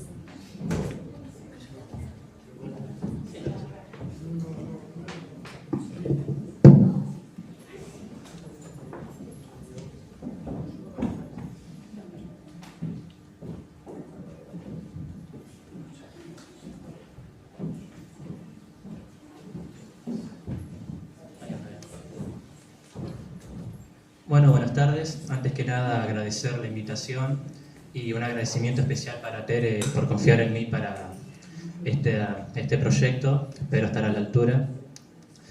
Y bueno, en mi caso también es imposible separar lo personal de lo profesional. Yo soy de Rojas. Cuando estaba en el secundario, mi profesora de historia nos relató lo que habían sido los acontecimientos de Loma Negra. Y yo ya había fantaseado con la idea de hallazgos en ese sitio, sin conocer que este tipo de arqueología se practicaba en nuestro país. Y cuando era estudiante tuve el privilegio de que Juan y Diana me invitaran a formar parte de su equipo, así que mi primera experiencia de campo fue justamente en mi pueblo. ¿Por qué le doy importancia a esto? En el imaginario rojense está la idea de que nunca pasó nada en nuestro pueblo, de que Rojas prácticamente se desarrolló al margen de la historia y que su historia prácticamente no vale la pena de ser contada. Mi intención justamente es revertir esta imagen. Bueno, la localidad del municipio de Rojas se ubica en el norte de la provincia de Buenos Aires. En la actualidad cuenta con 22.000 habitantes. En los años 30 llegó a tener aproximadamente 40.000, pero desde ese entonces el número ha ido decreciendo. Es fundado como Fortín Horqueta de Rojas en el 20 de diciembre de 1777, en la época del Virreinato del Río de la Plata. En 1801 es mencionado como partido, de acuerdo a la documentación de la época. Algo que me faltó agregar es que en 1822 tuvo su primer juez de paz, llamado Gabriel Carrasco, quien fuera abuelo del también Gabriel Carrasco, que fue un muy famoso intendente de Rosario, que realizó el primer censo y estadística de la ciudad. Como muchos fortines, Rojas se estableció en el margen de un río, concretamente en la confluencia del arroyo Saladillo con el río Rojas, donde se forma una arqueta, de ahí viene su nombre. Y años después, debido a las sucesivas crecidas del río, el fortín fue trasladado al casco de la ciudad. Sin embargo, el agua del río Rojas no es apta para el consumo. Hay algunos relatos de la época de unos ingleses que visitaron la zona y que en una parada que hicieron en la zona de la Horqueta llevaron a sus animales a brevar al río Rojas, y debido al carácter salitroso del agua todos los caballos murieron. Sin embargo, Rojas está ubicado en una zona geográfica que se llama Pampa Ondulada, con sucesivas ondulaciones y depresiones del suelo, lo cual en épocas de lluvias forma diversas lagunas. En el tiempo actual solamente perduran dos, que son la Laguna La Tigra y Laguna La Nutria, pero en alguna documentación de la época se mencionan varias otras lagunas que evidentemente se secaron, pero que proveían de agua potable a los vecinos de Rojas. Bueno, ahí en el plano mencioné a los municipios aledaños, porque algo que nos pasa a todos los rojenses es que cuando comentamos de dónde somos, nadie tiene idea de dónde está Rojas, pero cuando digo que está entre Pergamino y Junín, más o menos se hacen una idea, así que no podía evitar esta referencia. Pero relacionado a la temática que hoy nos atañe, Rojas tuvo un importante rol en la frontera norte a lo largo de todo el siglo XIX, concretamente en la guerra entre Buenos Aires y la Confederación Argentina. Sin embargo, el carácter castrense de Rojas data de larga data. Ya en la época del virreinato fue el asentamiento del Batallón 2 de Blandengues. No participó en lo que fue las invasiones inglesas en combate, pero sí en lo que fue el traslado de prisioneros. Hay numerosas referencias al fortín Guardia de Rojas, Guardia de Roxas, referencias que perduran a lo largo de todo el siglo XIX y que desaparecen más o menos alrededor de 1901 con la instauración del servicio militar.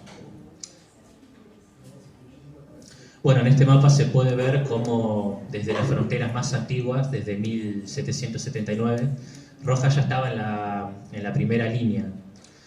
Con el avance de la frontera fue perdiendo progresivamente importancia en este carácter fronterizo. Para 1828 el principal fortín de la frontera norte va a ser el Fuerte Federación, o el Junín. Sin embargo, Rojas no perdería del todo su importancia, como vamos a ver a continuación. Bueno, el asentamiento militar que nos atañe, Loma Negra, está poco documentado históricamente. Sin embargo, su principal importancia es, como dije hace un momento, durante la guerra entre Buenos Aires y la Confederación Argentina, o sea, entre 1852 y 1861. Pero hay una primera mención de 1840, y una última mención, confiable, en 1861. Antes de ayer un historiador local me dijo que había encontrado una mención de 1862, pero no lo he podido corroborar. Así que no tengo certeza de ese aspecto. Como mencioné, fue un sitio de concentración de tropas de la frontera norte. Tuvo como comandante a figuras eminentes como los coroneles Emilio Mitre y Eustaquio Frías, y ya al final de su existencia el mismo Bartolomé Mitre.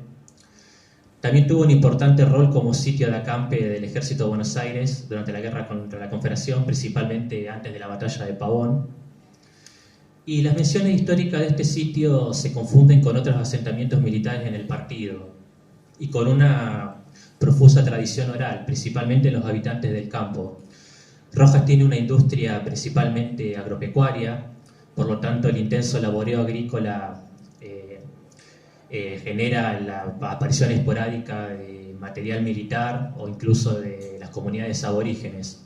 Por lo tanto, muchos habitantes del campo creen que en su sitio ocurrió algo, entre comillas. Sin ir más lejos, hace unos días se hizo una muestra del material arqueológico en el municipio de Rojas y aparecieron 5 familias diciendo que en sus campos habían ocurrido los hechos de Loma Negra. Bueno, el primer paso de la investigación fue la identificación del sitio, para lo cual usamos cartografía del siglo XIX superpuesta con imágenes satelitales actuales. El documento principal fue una mensura propiedad de Juan Ross de 1879, que se menciona tanto a la estancia como al fortín Loma Negra. Sin embargo, esta mención como fortín es bastante confusa. En ninguna otra fuente se menciona al fortín Loma Negra, sí al fortín Horqueta o Guardia de Rojas. Por lo tanto, consideramos que Loma Negra no era un fortín, sino un cantón militar o un sitio de acampe. Sí encontré varias menciones epistolares, una de ellas de Francisco Roca, uno de los jueces de paz de Rojas que ocupó el cargo en diversos años. Era primo hermano del futuro presidente Julio Argentino Roca. De hecho, un detalle de color, los hermanos de Julio Argentino Roca, Atavira y Alejandro, formaron parte del ejército de Buenos Aires y prosperaron como comerciantes en la ciudad de Rojas. Y por un giro muy curioso del destino, mientras ellos formaron parte del ejército de Buenos Aires, Julio Argentino Roca y su padre, Don Segundo Roca, formaron parte del ejército de la Confederación Argentina. Por lo tanto, en la batalla de Pavón estuvieron en bandos opuestos. Francisco Roca, en una de sus muchas cartas, se comunica con el coronel Don Cruz Gorondo, comandante de Pergamino, y critica al capitán de los guardias nacionales por ser muy laxo en la impartición de disciplina y por exonerar a los guardias nacionales que recibían castigo. Él, en su calidad de juez de paz, cuando un guardia nacional cometía un atropello, de acuerdo a la tradición de la época, como castigo lo mandaba al ejército de línea o lo mandaba a prisión. Pero este capitán lo solía exonerar en muy poco tiempo. Por lo tanto, esta era una de las quejas de este juez de paz. En otra carta que le manda al mismo Bartolomé Mitre, menciona su preocupación por la gran cantidad de vicios entre los oficiales y la tropa de Loma Negra. Habla de un alto nivel de alcoholismo y de indisciplina. Y también se menciona la preocupación por la posible presencia de emisarios del enemigo. Se menciona a un capitán Luzuriaga, que Francisco Roca había tenido conocimiento de que había asumido un cargo de capitán de milicias en Rosario. Y dice que mucha gente de Roja le pertenecía, no aclara en calidad de qué, pero intuyo que como peones, y su preocupación era que pudieran actuar como espías o incluso emisarios del ejército de la Confederación Argentina. Y consideraba que su deber era comunicarle esta preocupación a Bartolomé Mitre. En esta carta también menciona que fue él quien recomendó el sitio de Loma Negra, lo cual es llamativo porque esta carta data de 1857, una fecha bastante más tardía que esa primera mención de 1840. Y fundamenta su opinión justamente en estos vicios de los soldados que podían incomodar a la población rojense. También una carta a Emilio Mitre, al coronel Carlos Terrada, que en ese momento se encontraba en Loma Negra, habla de una fallida expedición contra los indios en Laguna de los Patos, una laguna que en la actualidad ya no existe. También es llamativo que en esta carta Emilio Mitre habla muy bien de los soldados de la frontera norte y tiene una visión bastante peyorativa de los regimientos de la zona oeste. El gobernador de Buenos Aires, Valentín Alsina, también menciona Loma Negra textualmente como la Loma Negra que ayer vino a recibirme, me parece toda muy bien.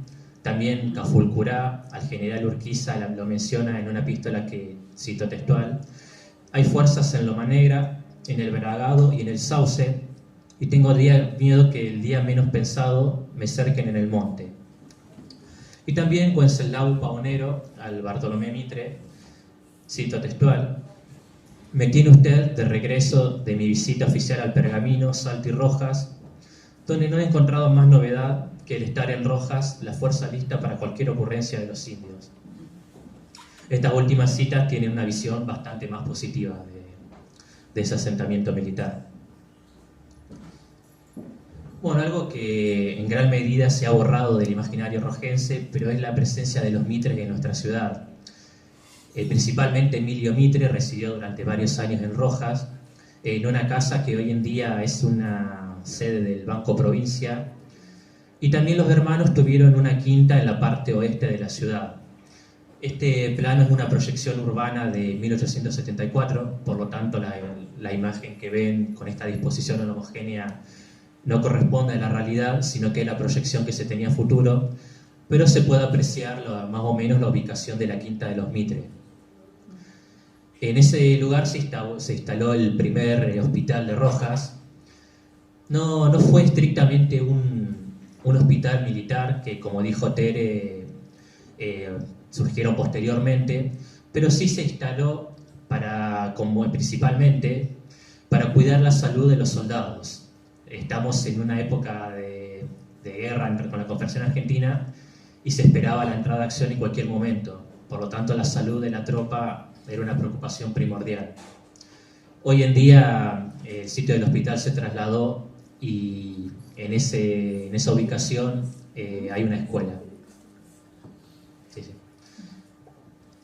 Bueno, esto es una imagen satelital del sitio que, debido a las condiciones atmosféricas, no sé si se alcanza a ver, se puede apreciar en el campo unas líneas que probablemente correspondieron a los cimientos de las instalaciones de Loma Negra.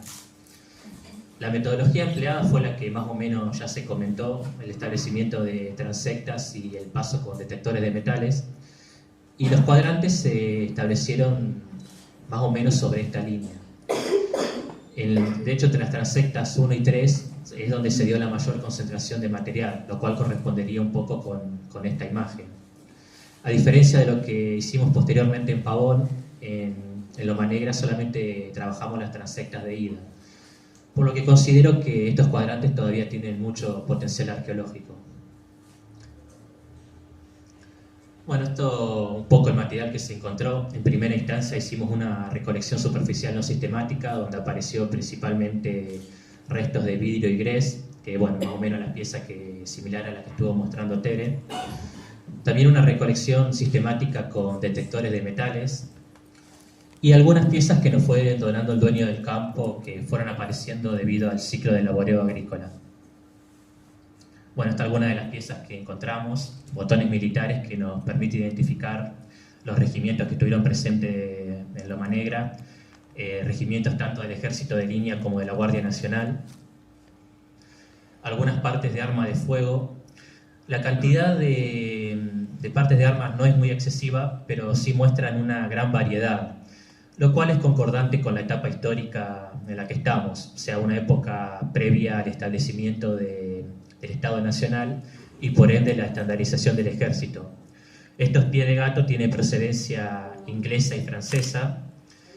La pieza que está abajo a la derecha es una guarda de sable, que bueno, es imposible identificar con exactitud la pieza, pero esta morfología estaba presente en sables tanto prusianos como ingleses.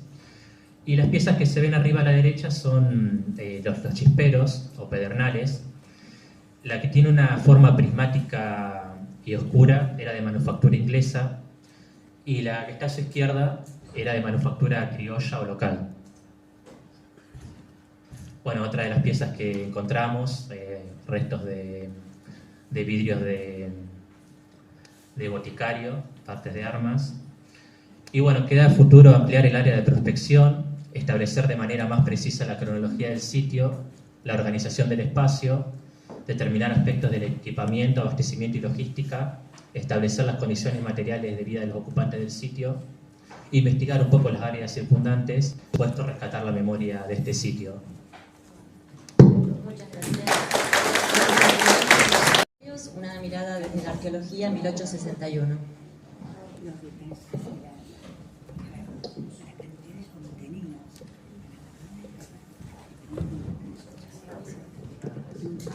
Bueno, vamos a hacerla bien rápido esta presentación porque ya se acaba el tiempo. La idea de esto es presentar un poco las investigaciones que estamos haciendo en el campo de batalla de Pavón, que queda cercano a la actual localidad de Rueda, en el sur de la provincia de Santa Fe. Bueno, la batalla de Pavón, muy brevemente, fue una batalla importante en cuanto a la cantidad de efectivos que participaron, más de 30.000 por ambos bandos, más de 70 piezas de artillería. Esto la haría muy factible de ser analizada arqueológicamente con lo que había dicho antes, la cantidad de efectivos que participaron. Deberían generar una gran cantidad de material. La batalla es importante porque define el proceso de lucha por la unidad nacional.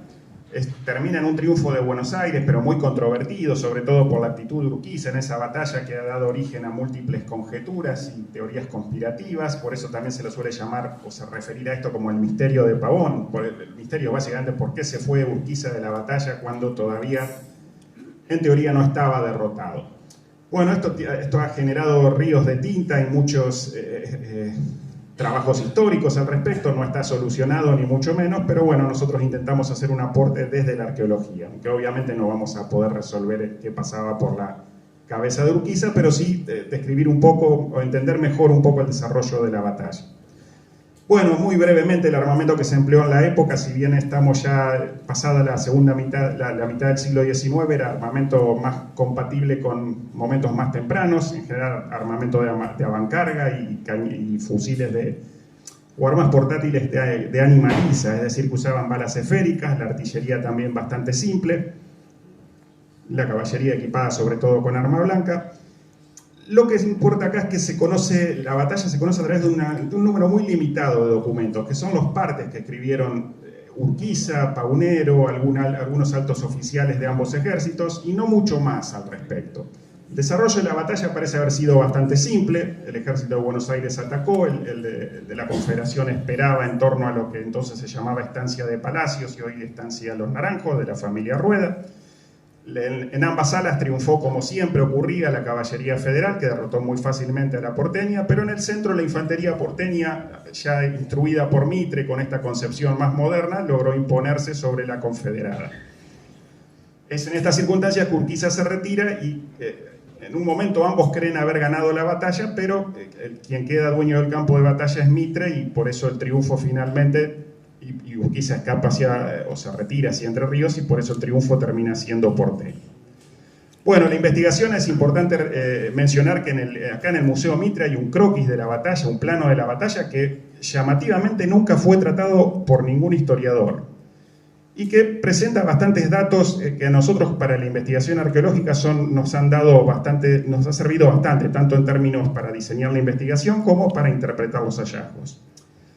La metodología que usamos es básicamente detectores de metales, pero lo que intentamos siempre hacerle entender a los detectoristas aficionados es que lo hacemos de una manera sistemática y lo hacemos mediante transectas, que son esas líneas blancas que se ven ahí, distribuidas regularmente y tratando de muestrear el terreno de una manera planificada y sistemática. Entonces, todos los hallazgos que vamos haciendo los registramos con GPS, los georreferenciamos y vamos formando una especie de base de datos espacial, donde lo importante es ver dónde aparece cada tipo de material. Acá solo están ilustrados lo que sería los materiales relacionados con la batalla, obviamente se encuentran cosas que no tienen que ver con la batalla también, pero lo que importa es dónde aparecen y asociados con qué. Y esto es lo que no entienden los detectoristas, que en general solo buscan los objetos en sí mismos. Entonces, en función de esto, nosotros intentamos buscar patrones, entendiendo que no es un reflejo directo de lo que pasó en 1861, sino que hay distintos procesos que intervienen y que afectan y que hacen que no encontremos todo lo que había o todo lo que quedó. Y el problema del saqueo es particularmente importante en esto, porque sacan material del campo de batalla. Bueno, entonces ahora paso muy brevemente, voy a hacer un paneo de los distintos tipos de evidencia y cómo vamos construyendo este rompecabezas. La idea es mostrar un poco la lógica de cómo se reconstruye una batalla a partir de elementos arqueológicos. Y la primera evidencia es la que tiene que ver con uso de artillería. Tenemos las metrallas de hierro que se disparaban por los cañones o los obuses, pero a corta distancia. Y los estopines que se usaban para disparar las piezas de artillería, pero que sabemos por documentos que solo lo usaba el ejército de Buenos Aires. Entonces esto nos permite inferir posiciones de piezas de artillería o de baterías, porteñas en este caso, y las zonas que fueron batidas por artillería de ambos bandos. Comparándolo con los croquis que existen en la batalla, podemos ubicar tentativamente las piezas, qué es lo que estamos encontrando en el desarrollo de la batalla, y superponiendo el plano del Museo Mitre con el terreno nos da una ubicación una coincidencia muy precisa y muy llamativa, donde encontramos estos estopines, que podría haber piezas de artillería porteñas, efectivamente el plano sitúa exactamente en ese lugar. También encontramos piezas de cohetes Congreve que usaron ambos bandos, muy concentradas, por lo cual y tenemos algunas hipótesis de lo que pueden haber significado. Evidencias de armas de caballería, que son las partes de las lanzas, también concentradas en lugares muy particulares y que interpretamos como que forman parte de la reserva de la Confederación detrás de la línea principal y un contraataque que hizo parte de la caballería sobre el flanco de la infantería que avanzaba hacia la estancia de Palacios. el material que más encontramos son las balas esféricas, que eran disparadas por los fusiles que usaban los infantes de ambos bandos, mucho en menor medida balas ojivales, que representan este sí armamento más moderno, de cañón rayado, y que en general solo tenía el ejército de Buenos Aires, y representan los combates de infantería que se dieron en la parte central del campo, sobre todo.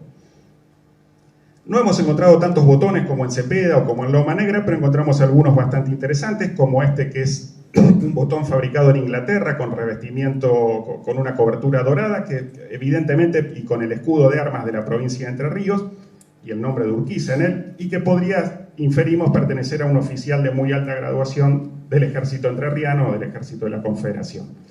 Y algún que otro botón con el escudo nacional que no podemos precisar a qué bando pertenecía, porque en la guerra de los símbolos de esa época hay que decir que ambos usaban prácticamente los mismos símbolos patrios, la misma bandera, el escudo nacional, así que en eso no hay demasiada diferencia. Puede haber pertenecido a cualquiera de los dos bandos.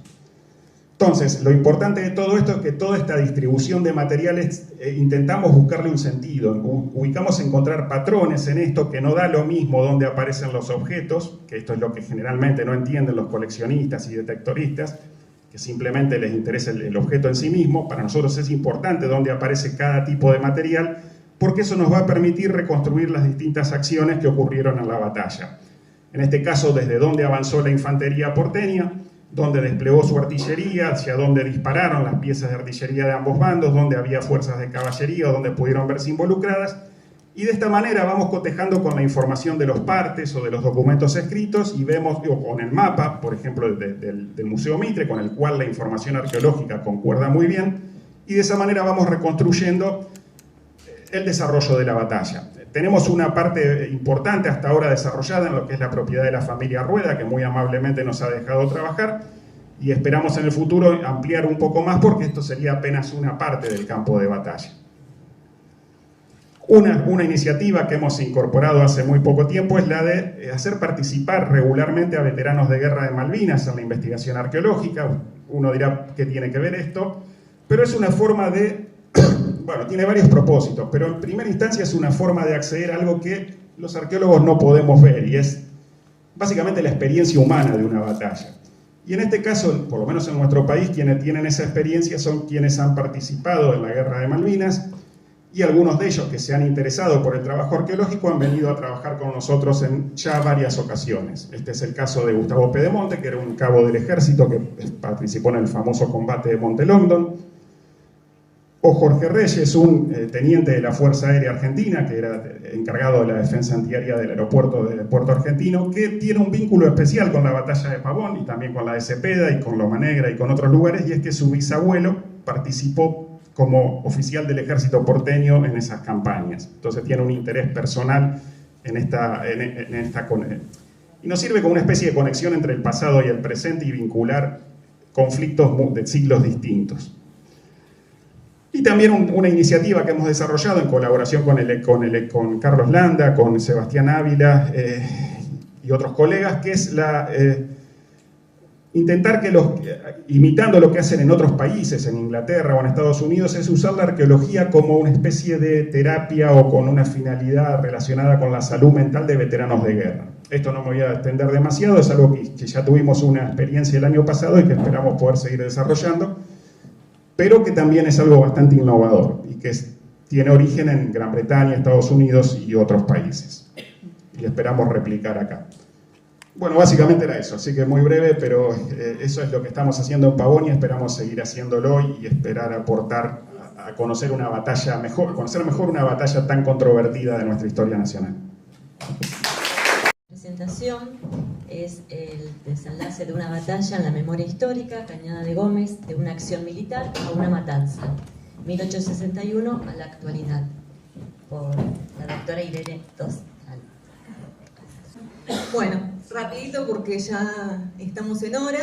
Yo soy la nueva del equipo. Y bueno, esta investigación es de esas que empieza con un objetivo y cada vez que uno avanza se va sorprendiendo más y el problema de investigación se complejiza. Voy a hacer una pequeña introducción de lo que es la matanza de la Cañada de Gómez. Bueno, para aquellos que no conocen, la Cañada de Gómez es una región de la provincia de Santa Fe que coincide con el nombre de una posterior colonia agrícola. Está de Rosario 60 kilómetros al oeste, sobre lo que es el arroyo Cañada de Gómez, muy cerca del río Carcarañá. Bien, bueno, acá problemitas de compatibilidad de software. Bueno, la matanza de Cañada Gómez, o la batalla, o el enfrentamiento, o la masacre, o la catombe, tenemos miles de adjetivos para este enfrentamiento, es, como decía Juan, el cierre de la batalla de Pavón. Luego de Pavón, los confederados se dispersan y un grupo, bajo la comandancia de Laprida y Virasoro, se instalan en un campamento en la Cañada de Gómez.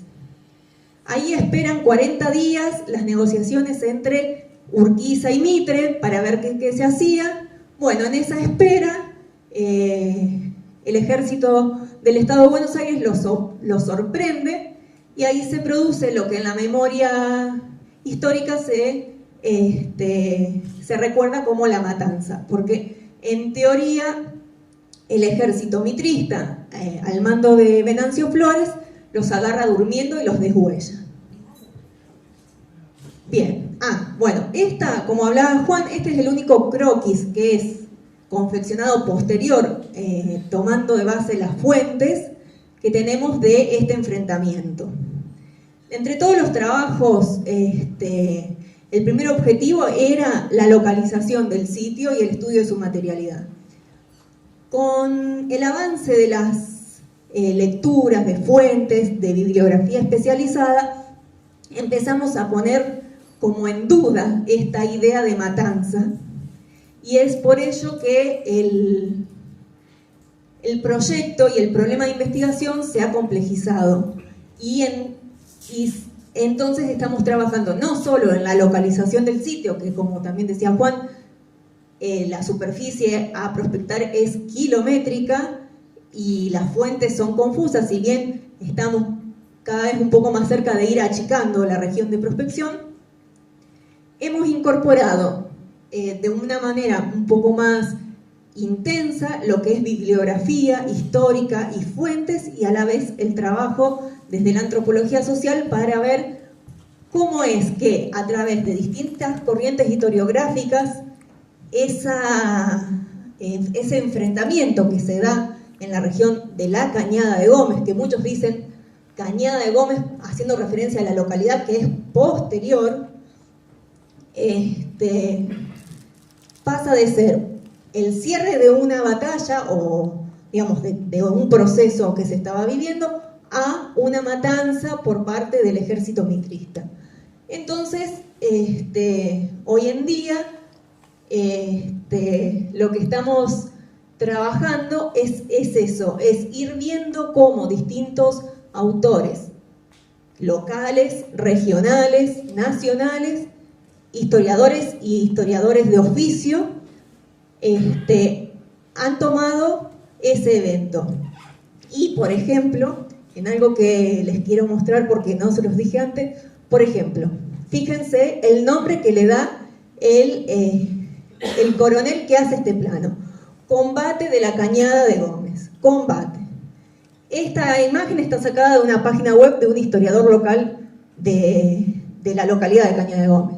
Fíjense en al pie: escenario de la matanza de Cañada de Gómez. Es decir, no sé, con la intencionalidad de poner en detrimento o de poner, sino de la historiografía oficial. Bueno, rapidito, ¿sí? Y espero que se haya entendido, y muchísimas gracias por aguantar y quedarse hasta el final.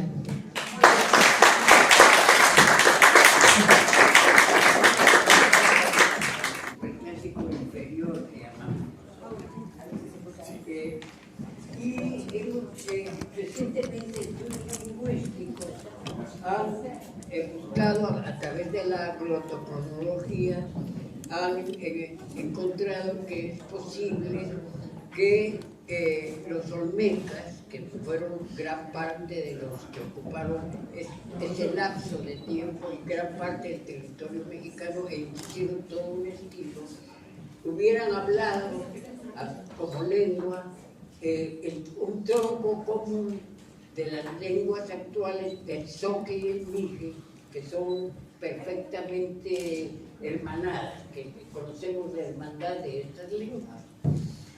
Yo vine a la Argentina a dar clase en 1986 más o menos a Tandil, por invitación de Raúl Mandrini y de Grosso, que habían estado en México, vine a trabajar a Tandil, y luego a dar unas clases en Juan, en la Facultad de Historia. Entonces visité la Biblioteca Mitre, con el fin de consultar el catálogo de lenguas indígenas, que es riquísimo en este recinto. Y me encontré con un pequeño folleto escrito por Bartolomé Mitre, que se llamaba precisamente El Mijes y el Zoque. El Mije y el Zoque. Editado en una edición muy corta, de 65 ejemplares de aquel tiempo, pues, siempre muy corto, un pequeño folletito. Y me encuentro que en 1895 más o menos, Mitre había dicho que se trataba de la misma lengua, el zoque y el mije, derivado en dos ramas. Esto me sorprendió a mí mucho, y sobre todo la bibliografía que Bartolomé Mitre en ese tiempo utilizó, una bibliografía que es la que utilizan actualmente como raíz, como sustento, los lingüistas que trabajan precisamente esa tema. Me encontré también otra sorpresa dentro del mismo folletito, que dice Mitre, también hay que tomar en cuenta, dice, el Popol Vuh, la famosa Biblia quiché, todavía utiliza la palabra Biblia para referirse al Popol Vuh, y dice, hay que tomar en cuenta que es un libro plagado de símbolos cristianos evangelizadores. Bueno, eso también, en los últimos 20 años, que han trabajado el Popol Vuh, han encontrado precisamente que fue el Popol Vuh recogido en 1712 por Francisco Jiménez, un evangelizador que reunió los mitos quichés, pero le impuso una explicación bíblica. De modo pues que a mí ese folleto me llamó mucho la atención. Solicité una copia, en aquel tiempo todavía uno de los, estaba a cargo este museo, creo que de un bisnieto de General Mitre, me dije si lo podía reproducir en México, y le hice una introducción que encontré traído a entregar ahora la dirección de la biblioteca y del museo dicho folleto. De modo pues que sigo quedando asombrado de la capacidad de Bartolomé Mitre para en esos tiempos tomar en cuenta estudios lingüísticos y poner de su parte un aspecto de estudio profundo de lo que es esas dos lenguas que hoy están de moda, sobre todo para nosotros los arqueólogos. Y además, aparte de eso, encuentro un catálogo verdaderamente impresionante de materiales lingüísticos indígenas de toda América. Cuando les digo yo a mis estudiantes de México, el catálogo impreso de lenguas indígenas de América de Bartolomé Mitre es más de 1 pulgada de ancho, ¿verdad? Y dentro de eso he venido ahora a copiar también en noviembre que regrese aquí a la Argentina un vocabulario inédito, maravilloso, que es un instructivo para la enseñanza del cristianismo en lengua cachiquel, aproximadamente el manuscrito de 1710-1712. De modo pues que eso es lo que me ha traído a este recinto maravilloso y pues mis respetos por una figura tan importante para las lenguas indígenas de América y en este caso Mesoamérica.